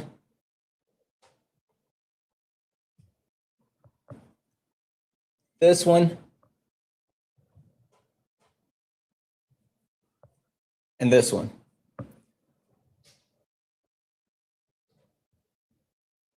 So I don't know much about like crystals and like protections and all this other stuff, but like I thought it was cool. Thought it was cool as shit. And then also Chase sent me like a really cool hat. So no, like people have been hitting up that P.O. box and like I've been hell of appreciative. So no, that wasn't, you know, my wife doesn't have a issue. That just helped me out. W's in the chat for Tab for the $4 donation saying, thank you for talking about Comrade Tulsi. Exactly. People don't know. W's in the chat for Amanda for the $5 donation saying it was a privilege to listen to that conversation because it was exactly that. Respectful communication back and forth in the way that it feels like, feels so rare these days. Thank you for all that you do. Amanda, thank you so much for the $5, love and the support. Like, I completely agree. And we need more of that. Like, we need more people who are actually interested in conversation versus like, you know, being at each other's necks. Period. W's in chat for Jocelyn for the $1 donation saying, hey, Santana, not sure if you discussed it yet. What are your thoughts about Discord rolling out age verification in it from uploaded form of our IDs or faces or facial recognition in March? I've canceled my Nitro because of it. Honestly, like I understand the worries, but I worry about young kids. I worry about like the young kids that are a part of like this media age. And so like, while I do worry about the privacy of the individual, like myself, I've done like Apple facial recognition. I've done like thumb scans and all this other crap. Like I've done FBI background checks and like high level. In my previous life, a company that I worked for, I had to get a FBI federal clearance to access an area that was the nuclear weapon station in Charleston, South Carolina. And so the government has all my information. So there's literally nothing that, you know, my facial recognition, my fingerprints or anything like that. I'm not worried about that. Like they have all my shit. And so, but like, I understand the right to privacy and a lot of people are actually worried about, but even more so, I think it's more important to protect the kids. And you talk about like the actual online influence that's being had. And like, apparently like these discords can be super gross. These kids play Roblox and that's like fucking horrible. And all this other stuff. You say, can we have story time? Story time about what? I'm a little confused. Story time about what? I don't know what we'd be having story time about. Yeah, I heard Roblox is really bad. And I know my boys love playing Roblox. So like, I think that, I do think that your background, that was very interesting. I try not to talk too much about like my personal life and like only limited spurts. I've done some really cool shit. I will say that. I've met some really cool people. I've done some really cool shit. I've been in places that a lot of people have never had access to. I've had, you know, time to talk to people who are like literally shifting the world. The one thing that I will say is that the reason why I have like the beliefs that I have and the position that I stand in is because of where I came from, the people that I've had access to, the things that I've done in my life, and the lessons I've learned from all of that. And when I tell you, like I've stood in rooms and had conversation with billionaires, not rich people, not millionaires, but literal billionaires. It's shaped the way that I think and the way that I move and the things that I advocate for because of that. I've seen the discrepancy. I'm growing up, I was someone that was a beneficiary of like SNAP benefits, government housing, things like that. So like I've seen both ends of the spectrum. And so that's what grounds me in like my beliefs and the reason why I say the things that I say and the reason why I stand for the things that I stand is because I have a perspective that like not a lot of Americans have. And even more so, I know what's, beyond the pale and what they're trying to keep from everyday Americans. So like, yeah. Anywho, W's in the chat for Victoria for the $5 donation, saying, shout out to you and the vet. Not a boring combo at all. It was refreshing to see sensible conversation. Again, I think that sensible conversation is absolutely needed, and it's something that we can continue to do together. So there's that. Guys, hey. I know I said we were gonna, like, normally we go a little bit longer, and I said we were gonna go to the backup. Hit both, follow both accounts. Follow the main account because we're driving to 100,000 followers. Follow backup to the backup because we're gonna be going live on that. But I see that Parker's online. I shot him a text. Let's go raid Parker. I wasn't gonna do like a super long stream today because I have something like super important that I have to do later. And so I was going to be on for like maybe another hour or so, but I text Parker and let's go hang out with Parker. So we're going to raid Parker, but I'm going to go over on this account. So boom, follow both accounts. We're going to go raid Parker, Santana raid over to Parker. And then we're going to go from there. W's in chat for Shannon for the $5 donation. Forgot to mention being in online spaces with trillionaires, AKA Parker. Literally, Parker is a trillionaire. He's definitely a trillionaire. All right, guys, let's get out of here. You stepped in a box, now you're in the ring. Ain't no hugs here, you better take your best swing. Mike Hot. Who wanna step in the flame? This ain't a debate, this is a mind game. Facts type life, get left in chain. One wrong word, you slapped out your name. This ain't TikTok tease, this a war zone talk. No script, no filter, no safe walk. Bring stats and get scrambled like a glitch. I got fire in my mouth like I came from the pit. Hey, W's in the chat for the chat. Guys, I'm pretty sure if Kay's listening, I see Joanna, I see Dwayne, I saw Boss Lady Fun.